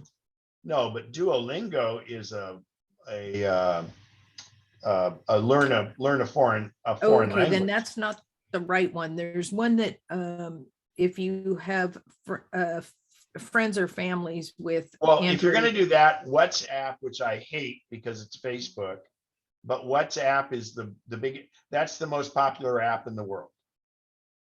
There's Skype. There were some other ones out there, but yes, they use the data, not your cell tower. As long as you're on Wi-Fi, otherwise they use the data side rather than the cell side. So it really depends on what you're going to use for data. Oh, it's called Google Duo. Google Duo, yeah, that'll use it uses data. So if you're not on Wi-Fi, it's going to use cellular data, not like a text message, not like a phone call. It uses the data side of it. And then if you're on Wi-Fi, it'll use that. And so therefore you're not incurring any charges. So the same principle, if you're traveling and you are trying to contact Android based friends, you can use Google Duo on Well, now, Wi-Fi yeah, as well. but not, and it has it, but they have to have that app also. Right. So, and that's where Skype was, but WhatsApp is the way now, because WhatsApp, you can message or you can do that. And it's what everybody uses outside of the US. And it's just, I try to use it as little as possible because it's Facebook. So, Ooh. Yeah, well, my family just happens to use Google Duo, so. yeah, and if that's what they use, then, because that's the thing, it's whatever like I was with a friend yesterday and she communicates with this one guy in France. He only does it on his computer and he has to use Skype. So we had to make sure her Skype was working. Everybody else uses WhatsApp or whatever. But again, the WhatsApp I don't know that it even works on a computer. I'm not positive. But this is some 93-year-old guy and he only knows how to do Skype. So, all right. So SharePlay is something new to FaceTime. And what it does is if both people are watching the same show or listening to music, you can interact together. It's really just and there's some other apps that do this now too. So this automatic prominence, it'll show whoever is the person speaking, kind of like Zoom does. In other words, if you're in a multiple person FaceTime call, whoever's speaking, it will go ahead and bring them to prominence. So the other one, FaceTime live photos, I don't know. I guess that you can capture photos of the person during the FaceTime call. And again, you can remember, you can do a ton of people on a FaceTime call.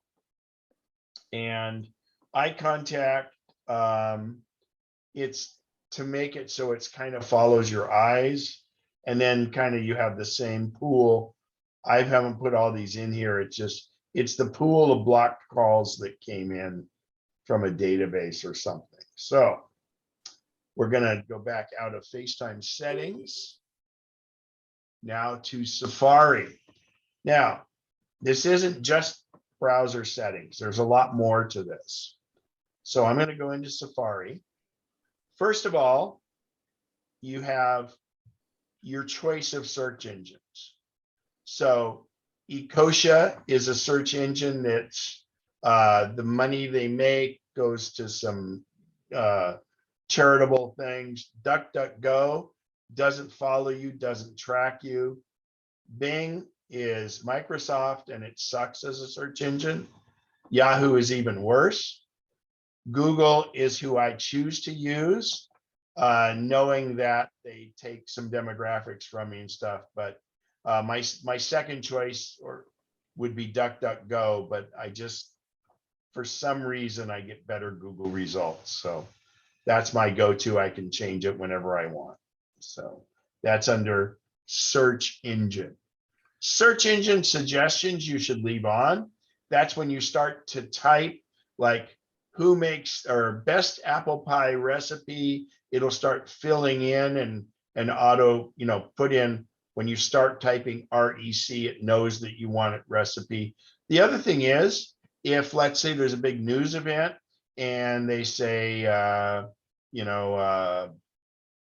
let's see, Mardi Gras is having a thing. It starts to fill in what other people have searched for, which sometimes helps you down that path for searching.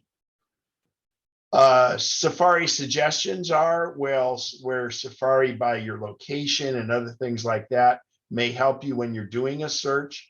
If you're looking for a restaurant, it does no good if it's in Cody, Wyoming versus right nearby you. Quick website search is kind of the same thing. These mine are set on defaults. Preload top hit just means it'll already start to load that without you typing the whole thing.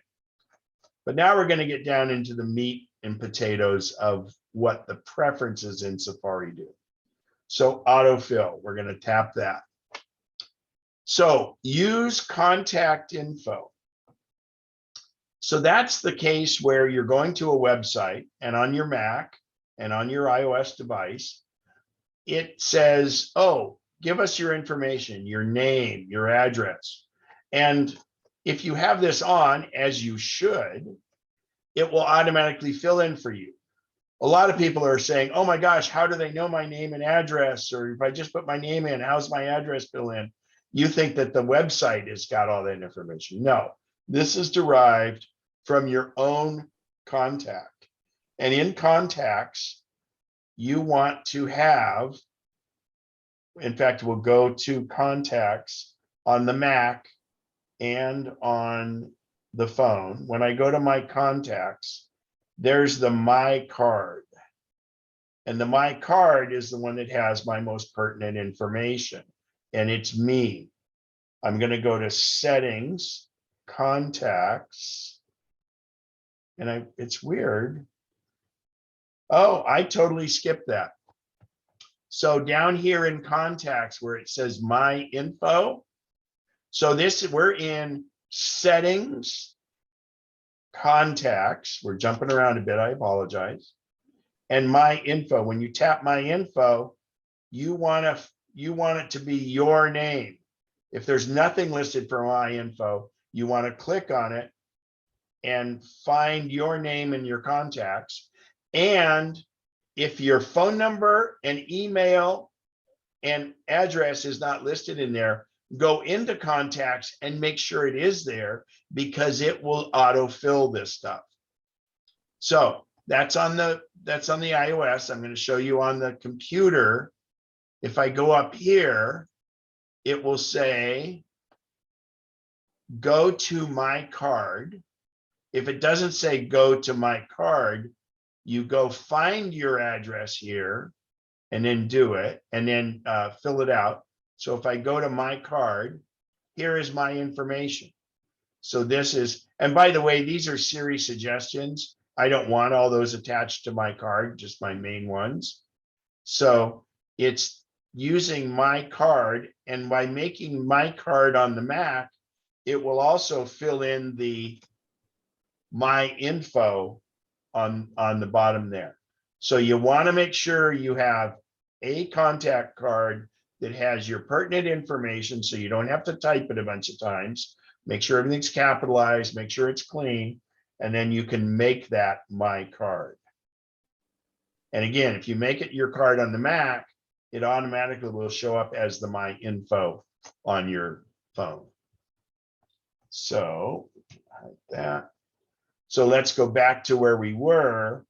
We were down here in Safari, and I was in autofill because I want it to autofill when I'm going to a place where it's going to do my information. Now, 90% of the websites are set up that it'll automatically populate your information, but some won't, and you feel like a caveman having to do it.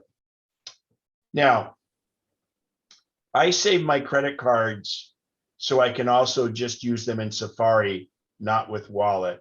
And of course, we have Apple Pay for that availability. So I'm going here, and what I'm going to show you is what I do. And by the way, this syncs with my Mac. Now, what I'm going to tell you is it's slightly less secure, but what happens here is when I name my cards, I put in the CVV code and I also put in the expiration date as the name, because inevitably when you're on a website and it asks you to fill out your credit card information, it's going to also ask you for at least going to ask you for the expiration date. And some sites it fills it in, some sites it doesn't. So I make that part of the name of the card. But secondly, I also put the 3-digit code, because otherwise you have to get up from your computer or your phone, go into your wallet, get your card and do it unless you remember it. So let's see.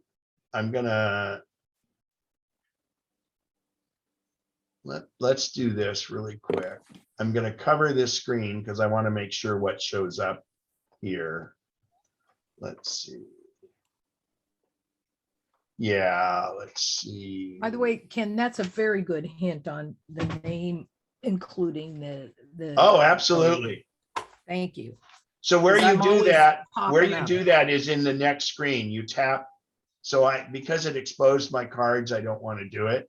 So when you tap here in the next screen, you can name your card whatever you want. For instance, this is my Costco card. It would have been said Citibank, but I changed it to Costco, so I know which one is which.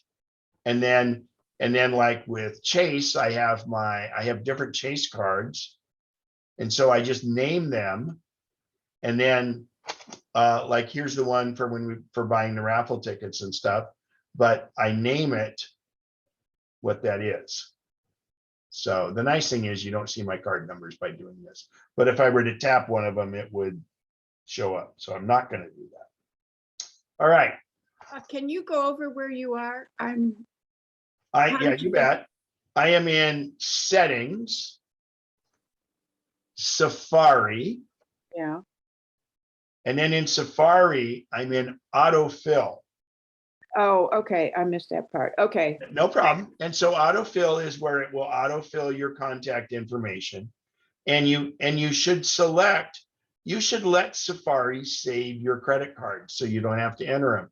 Remember, your phone is locked with a biometric and a password. So, and to get into this, I have to do my Face ID. If I hit saved credit cards, it's going to look for my Face ID. So it's very secure. And by the way, the ones you do here, because I'm in, remember, this isn't Wallet, this is Safari. Right. This is where I can name it. And then it syncs across into on the Mac and on my iPad. Right. I want to add that 3-digit code. So thanks.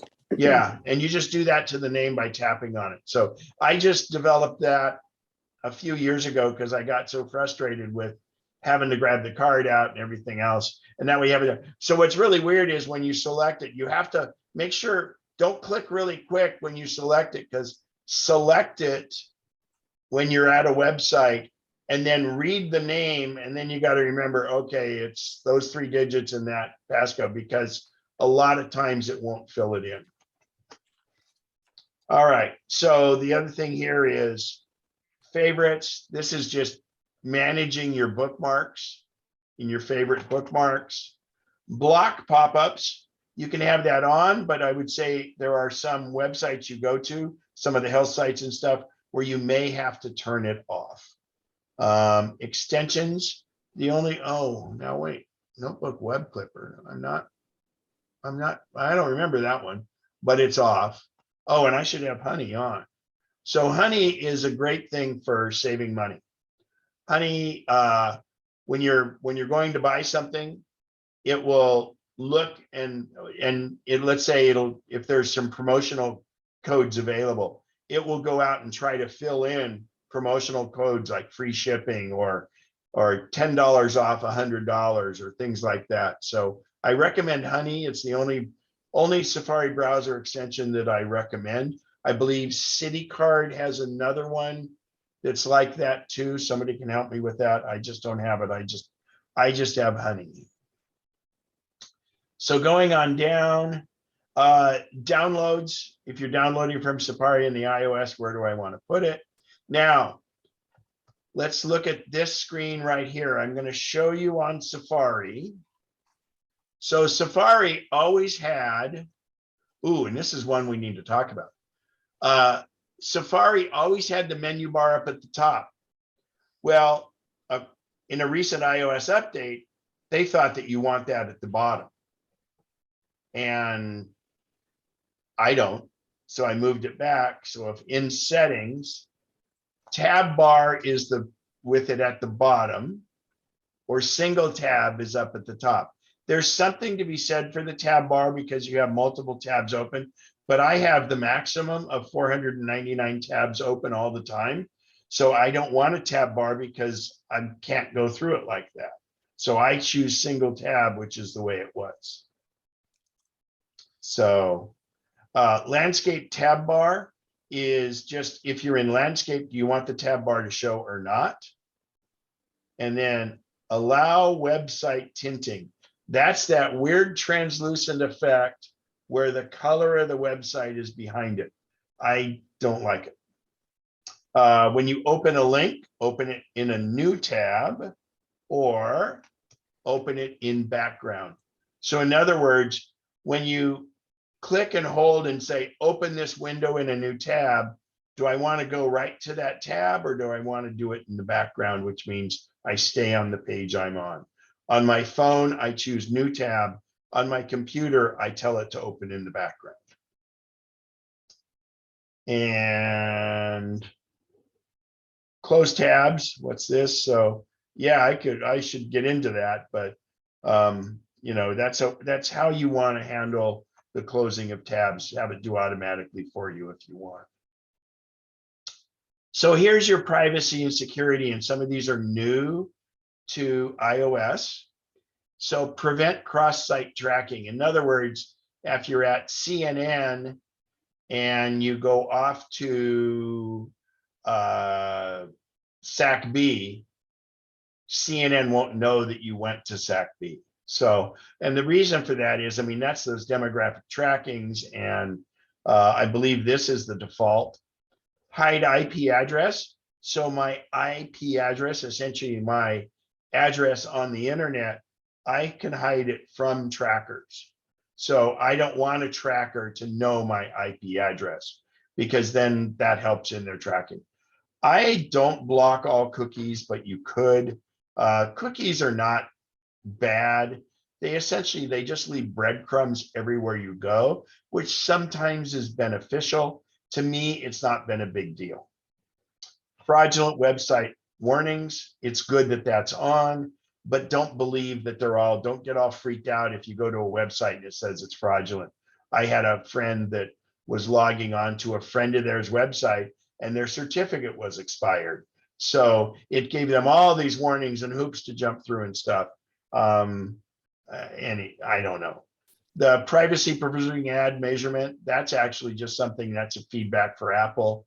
And then on the website, see if they have Apple Pay. I keep that on. Those are mostly defaults. Bev, go ahead.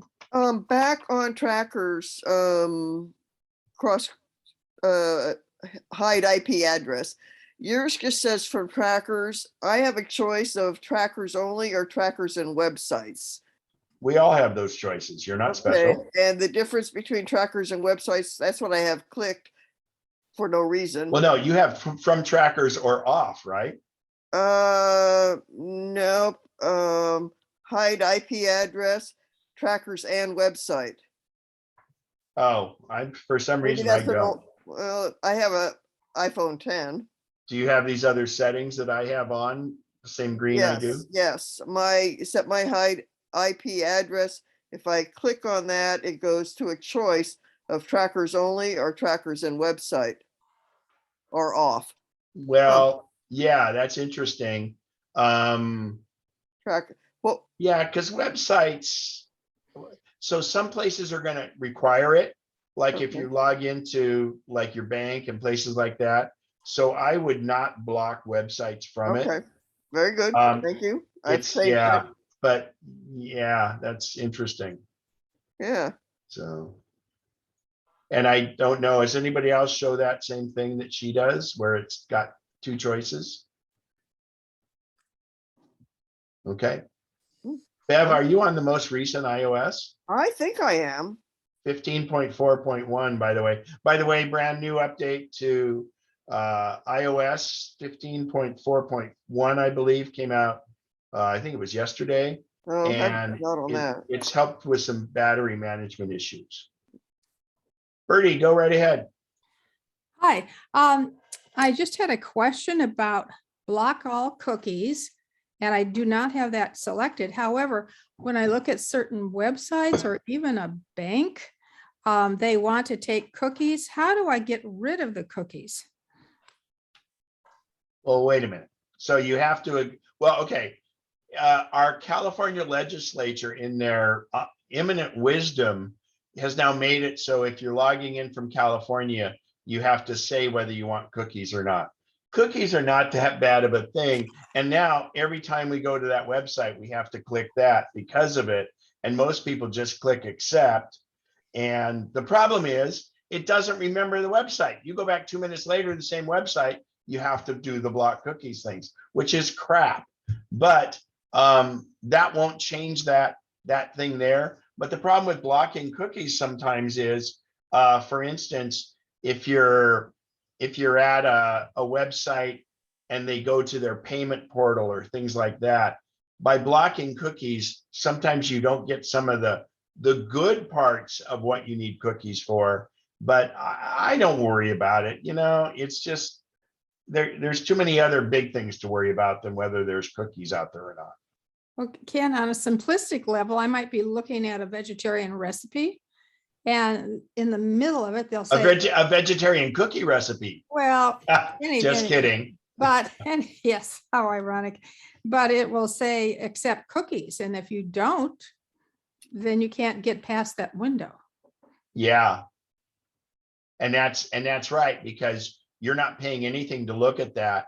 And so what is, they're harvesting some demographics, albeit anonymously, and they're using that when you go along on other places. And on some of those too, they'll even give you a choice and you can say just the required cookies and all that, but it's a whole bunch of crap and I don't worry about it. If you want to be anonymous on the internet, you need to get a VPN for that, but then you have trouble logging into certain sites because of it. So just assume that all your information is out there, because it is, because of the Equifax breach and some of the others. So it's already out there. So don't be concerned about cookies. So on your Cookies can be nefarious. It's unlikely that they are, but it's like the fact that Facebook follows you when you leave Facebook. And so the thing is that, remember, with Facebook, you're not the customer, you're the product. And the more information they can gather from you, the more they can sell to people. And that's how that works. It's how our quote free internet really works, because it's ad based and things like that. So I usually just click accept and go forward. You could now on all your devices, you can use what's called private browsing if you're concerned. And it's a great point I'll point that out. So I'm going to go to my phone. I'm going to go to Safari. And again, please, everyone remind me, I want to tell you about this. This is really cool. But if I go in and I hit down here, and let's see, hang on, where they've changed how to do it.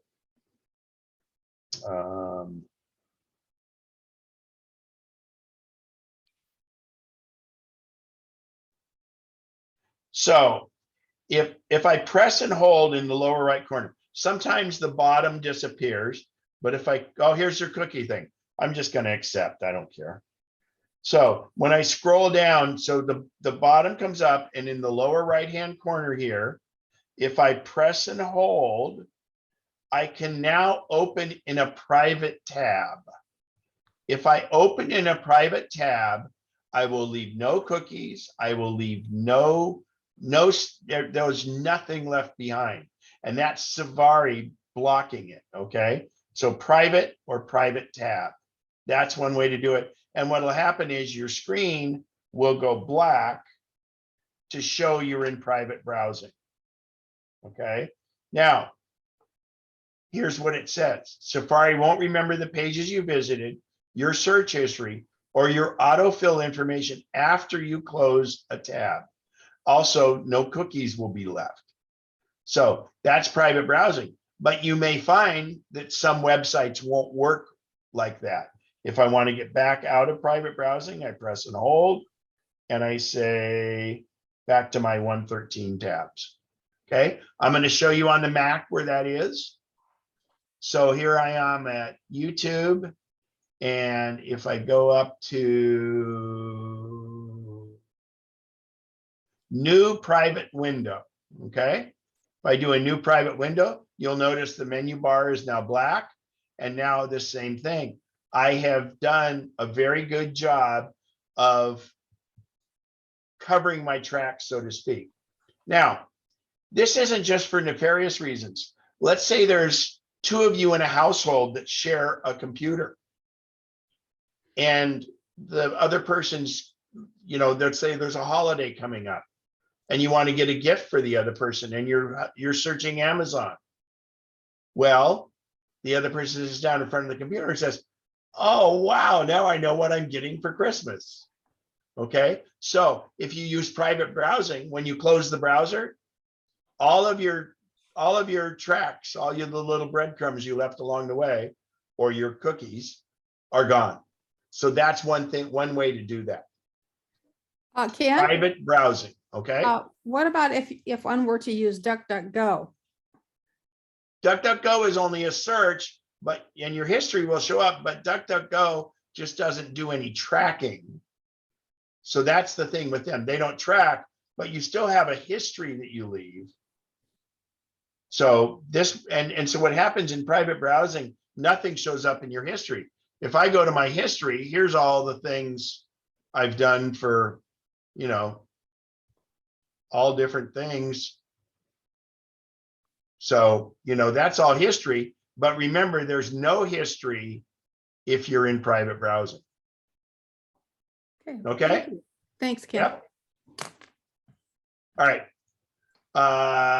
Good, we got time. So let's go back to, so somebody's got to be a reminder to do passbook. So, and while we're talking about it here on the phone, we can clear our history and our website data. And sometimes that helps speed things up a little. Or if you were in the case and you forgot to do private browsing, you don't want the person to know what you're searching for them, you would go ahead and, clear the history and the website data. So a few more just functional ones. Page zoom, if you go down here, it's normally 100%, but if you wanted to zoom it in, and this zooms in for all websites. Now, be careful, because the more you zoom in, the more you're going to have to scroll around and stuff. But if you have problems, if you're sight impaired, rather, if it's just websites you want bigger, you would do it here. Otherwise, you zoom your screen. So another one here is request website.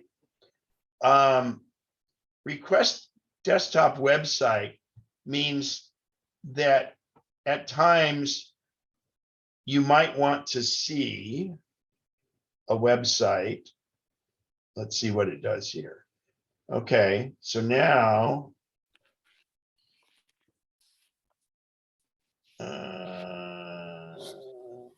it used to ask it down below, and it doesn't anymore. It says request desktop website, because basically out there are mobile websites and there are desktop websites. They're like this, for instance, this postbook.com. Let's give you an example here. Let's go to postbook.com.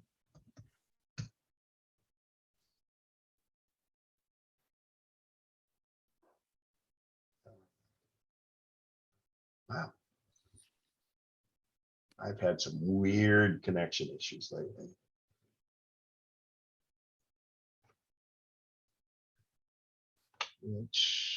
Let's do it in another browser.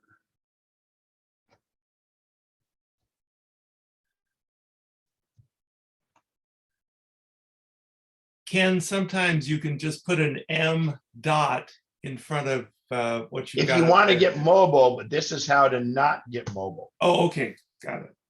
But very good point. Wow. Post book. Oh, duh, Ken. It really helps if you spell it right. Garbage in, garbage out, right? So here's what it looks like on the regular browser. Here's what it looks like on iOS. Obviously, this is a better way to look at it on the iPhone. The iPad generally will do it like a regular browser. So let me see if that was a problem. Yeah, just spelled it. Okay, perfect. Oh, by the way, you'll notice some things in the new OSs too that we'll talk about. Private relay. What private relay is it's essentially Apple with a little bit of what's called a VPN that helps us in many cases. All right, so let's pay others. There we go.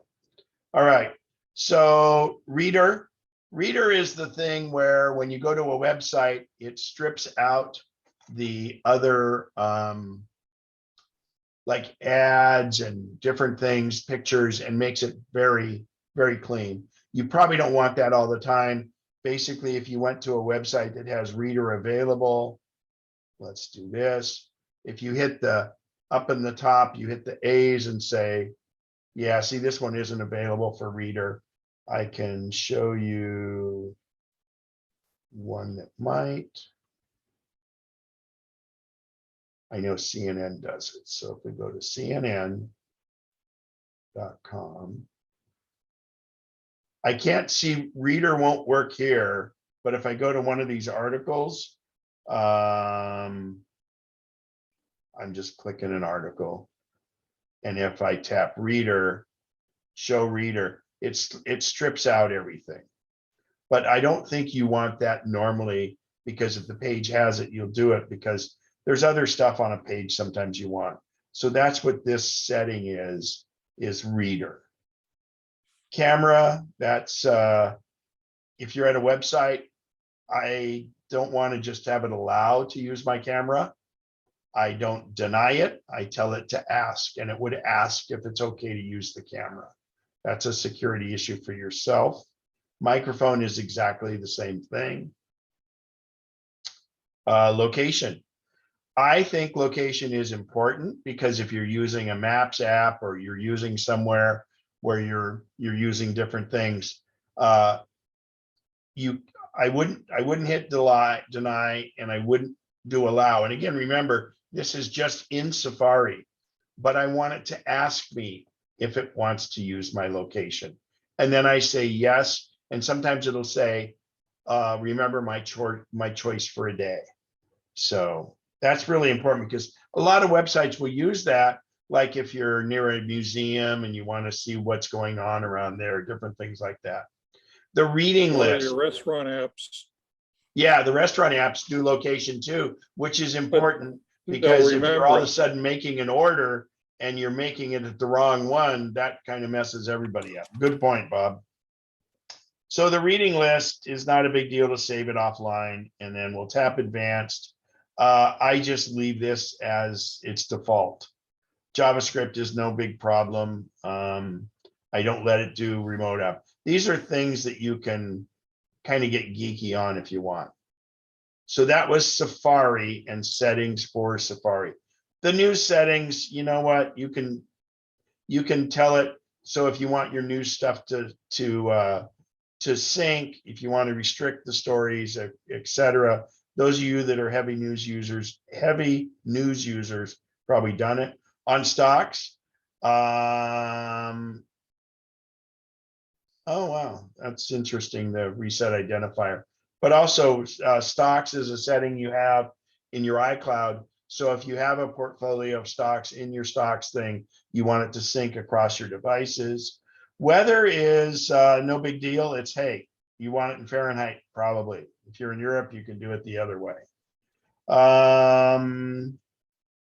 Translate. Translate is new in that Siri does translation, and you have the ability to download languages. So these are the ones that I have these are available for download. So this is new. This has always been offered in Google Translate, but in the built-in Translate, you can download languages while you're on a Wi-Fi connection. There's not as many. There's 80 languages on Google Translate, but you could download the languages ahead of time so that you have it when you're so you're not worried about using the cellular. And then the on-device mode, what that does is if you've downloaded the language, it says, don't go out and use my cellular connection, just use what I have saved on the phone. Obviously, if you travel with T-Mobile, you don't have to worry about that. So maps, when you do when you're doing a directions, do you want it to default to driving or walking, transit or cycling? And then when you do this, you want to, like in driving, it'll show in navigation the compass and the speed limit.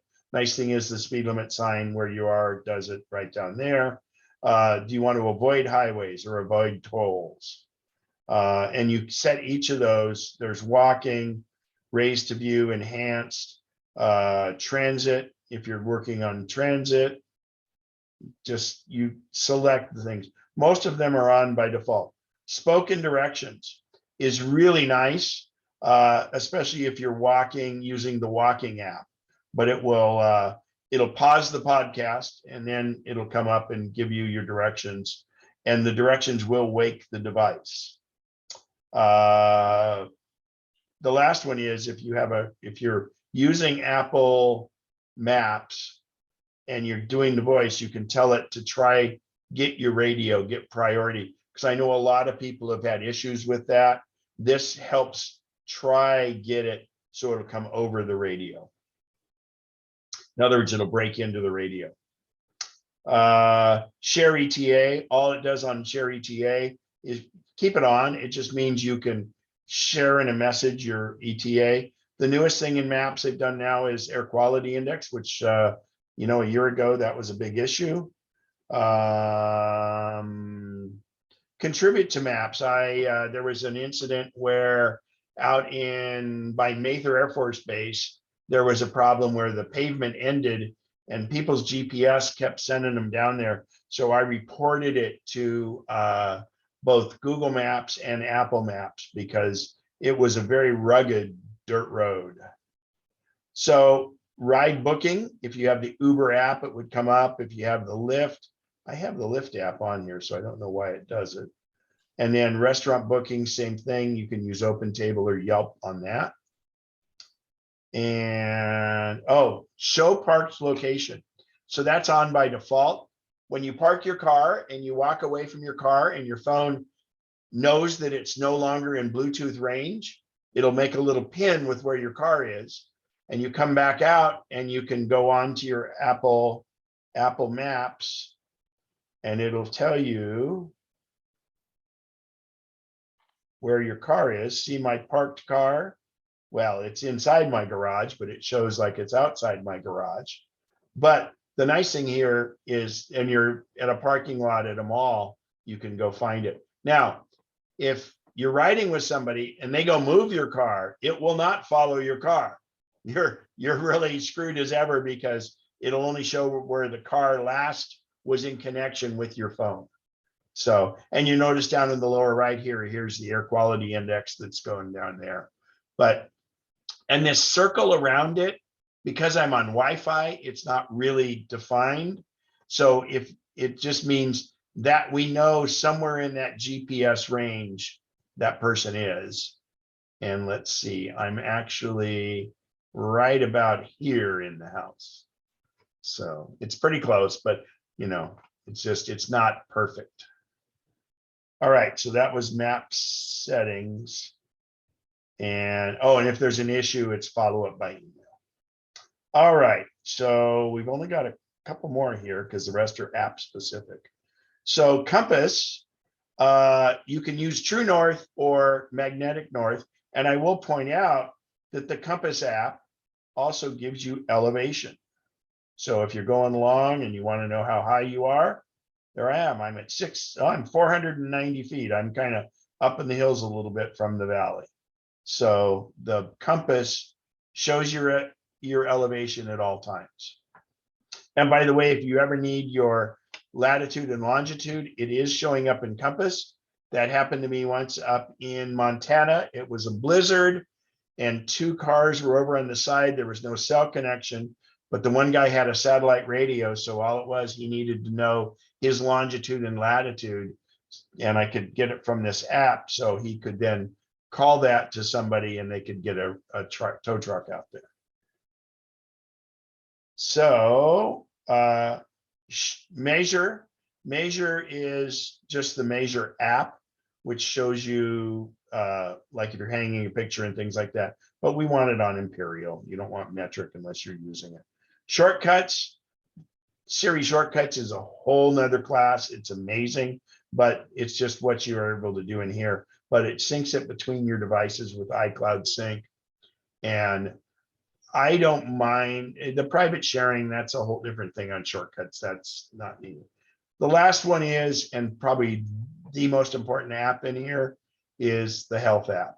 So in the Health app, you can you put in your details, but for medical ID, I really encourage you to fill out this entire medical ID and you say share on my show when locked right here. You want to have that on. And what it is the first responders know if your phone's locked. So I'm going to turn this away from my head so it can't use my Face ID.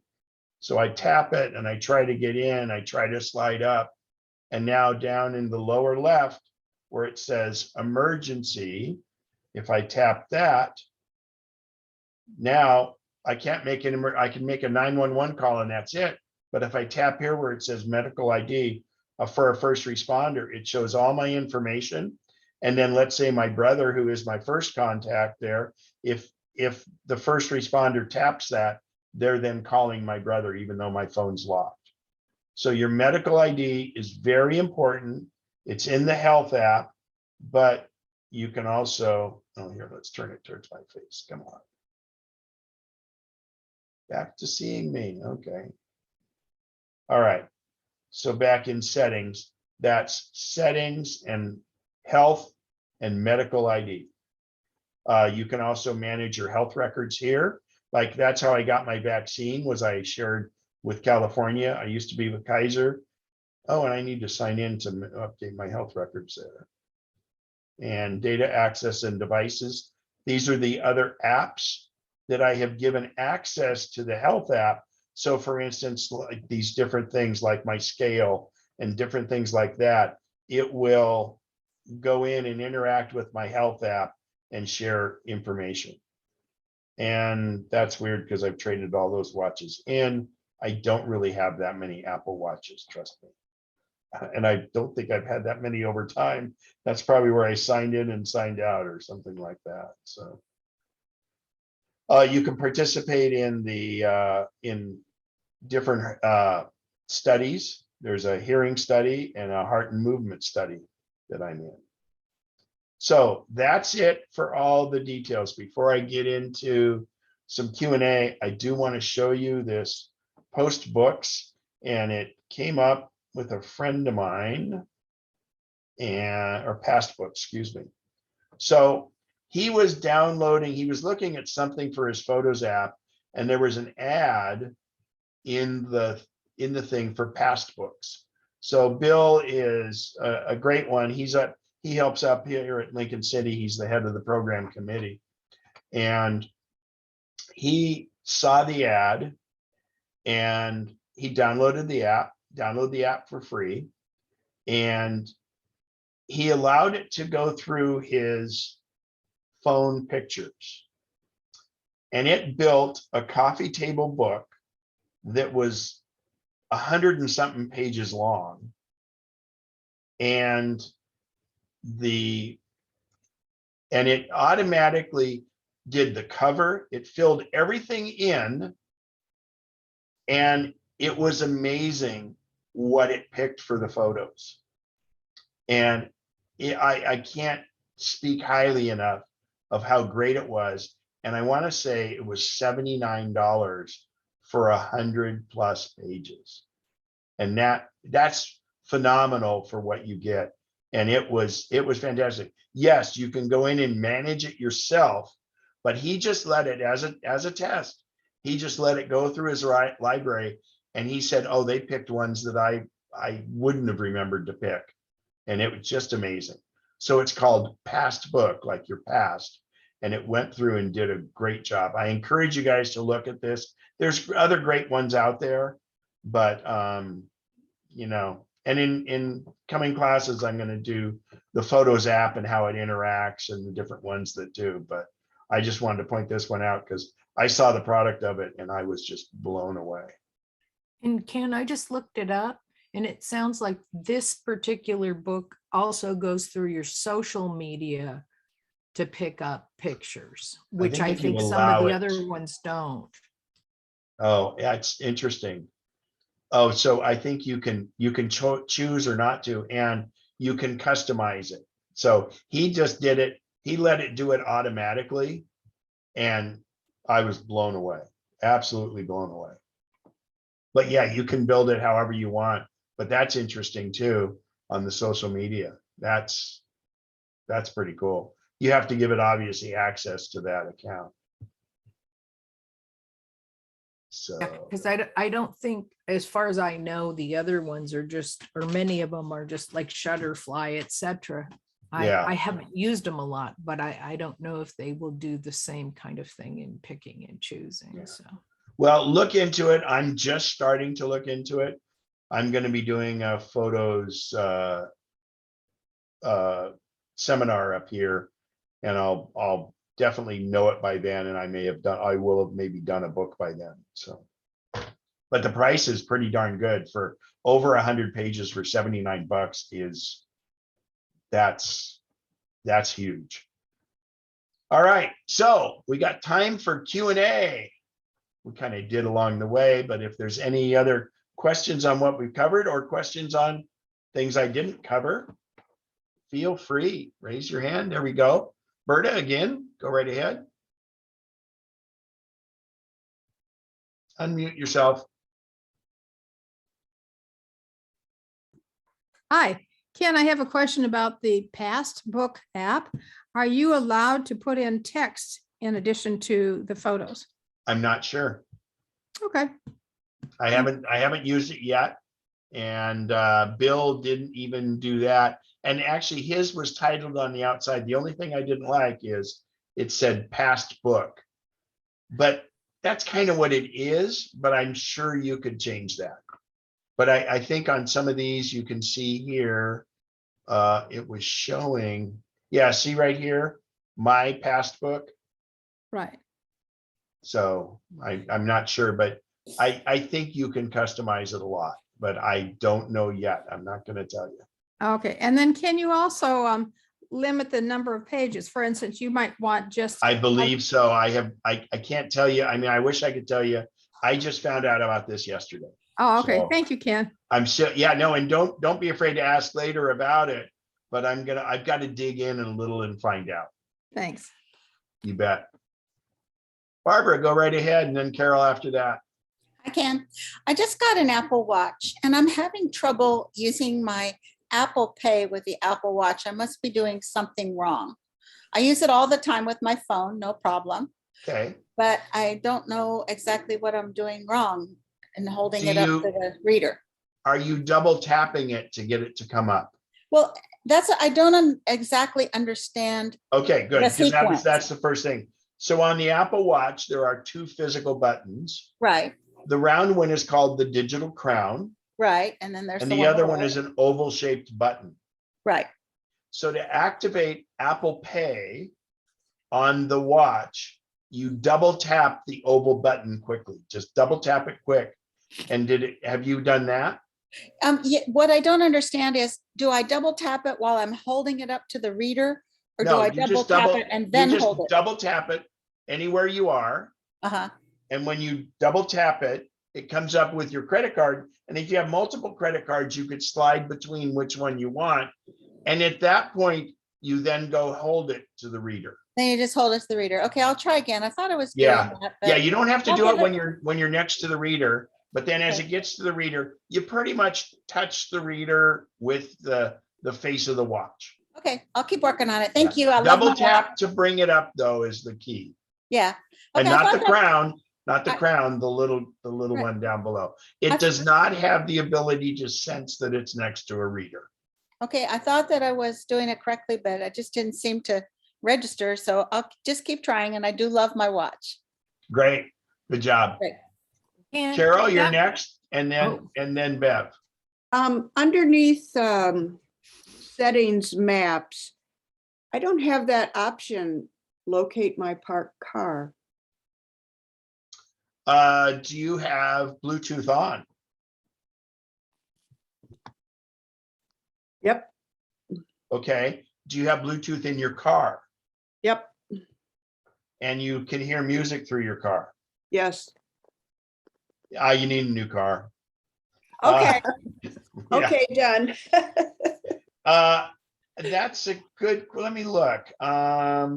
Isn't it, and you're up to date? Because that's been there for a while. Oh, look under.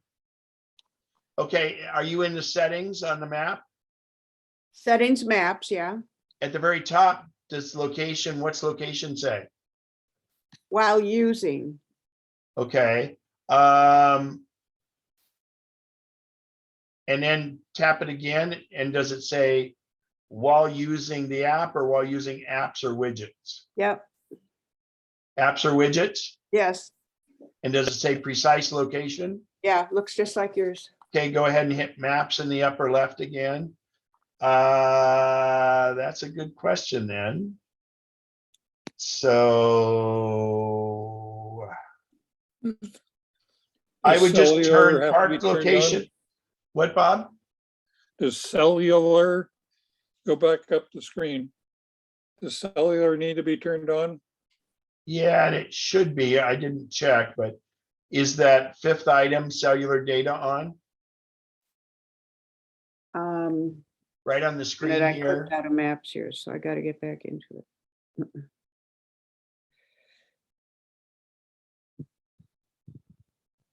Yeah, it's on. Okay. You know, Scroll, I have, scroll all the way down, and I would turn it off and then turn it back on. And All right. then you'll have to go connect to the car and then walk away from the car to see if it works. all right. It won't You know, I instantly go have a- find your car. Okay, I'll have to play with it because, Yeah, I would toggle it off now and toggle it back on, and then go park your, go to the car, make sure Yeah. it connects with your Bluetooth, and then walk away from it and see if it does it. But you have show park location as an option, right? yes. Yeah. No, I don't have, wait, show park, no, I don't have that option. That's the thing.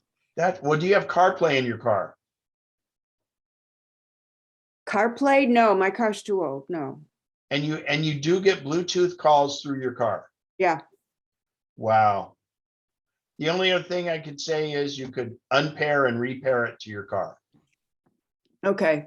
That would be another thing. Yeah, That's Ken- bizarre because it's been there for a long time. Yeah, Ken, this is Lisa. I have that.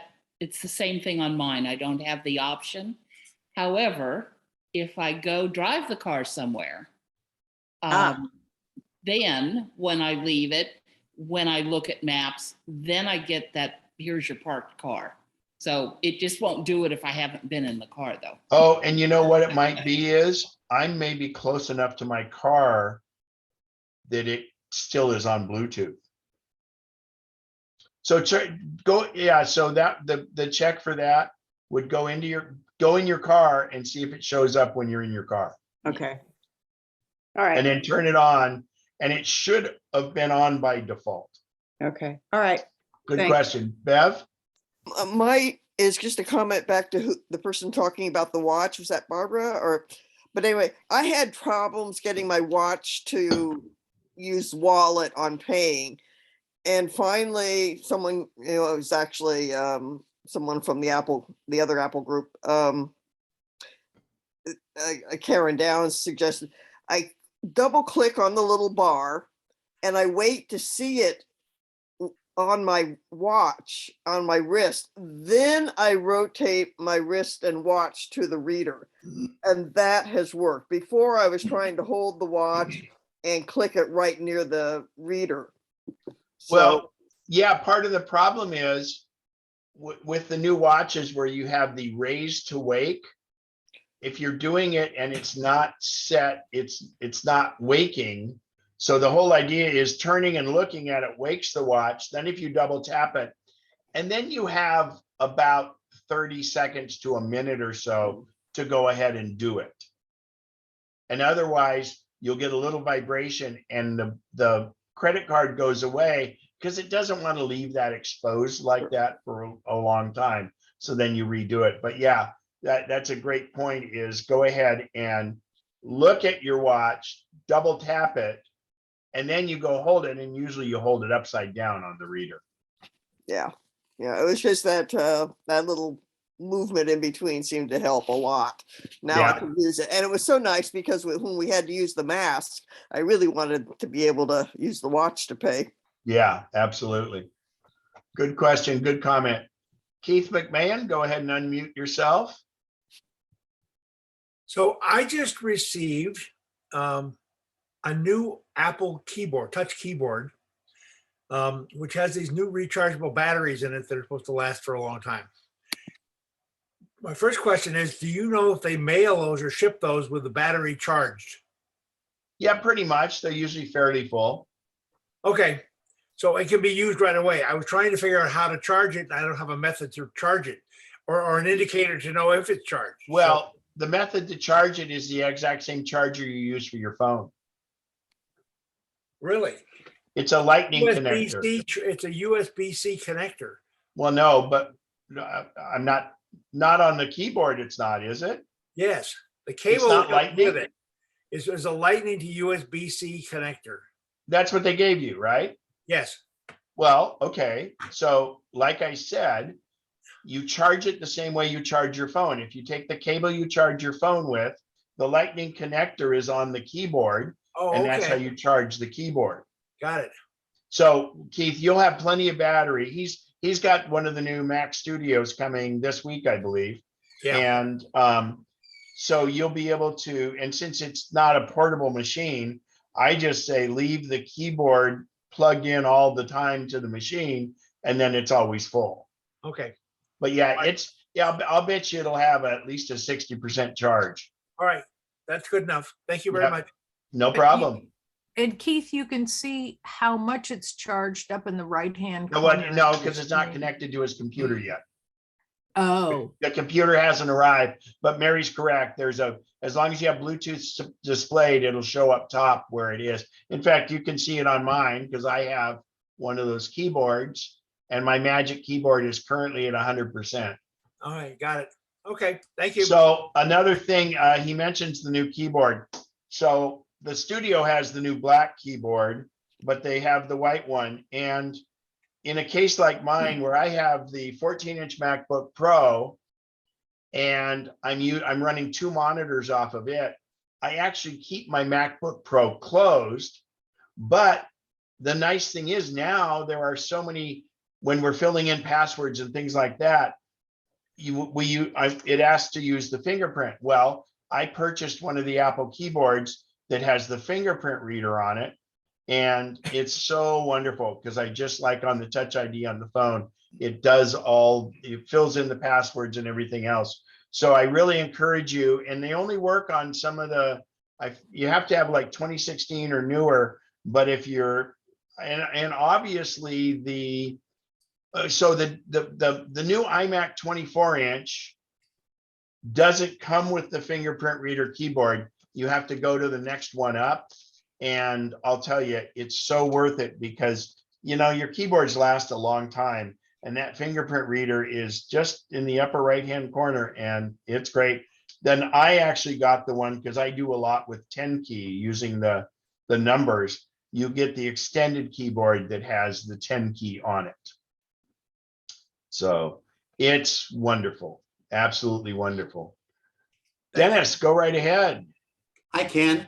When you were on maps and settings, I just noticed my background app refresh is faded and it won't go on or off. Is there a setting that I need to hit to bring that on? Let's look.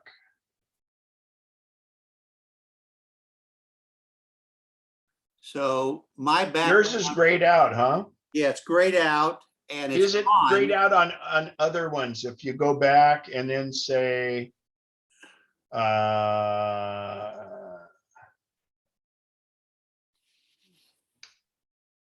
about in stocks? And let me see. Okay, go back to stocks.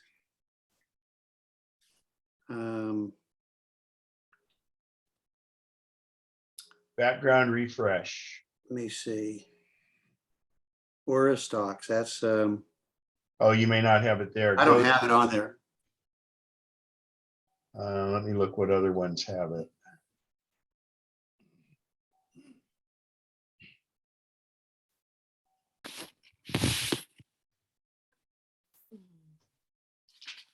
Mail. Oh, let's see here.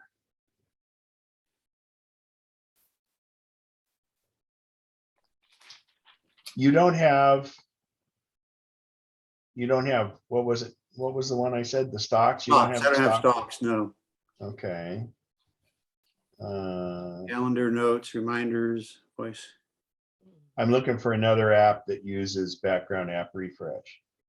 Would help? I don't know.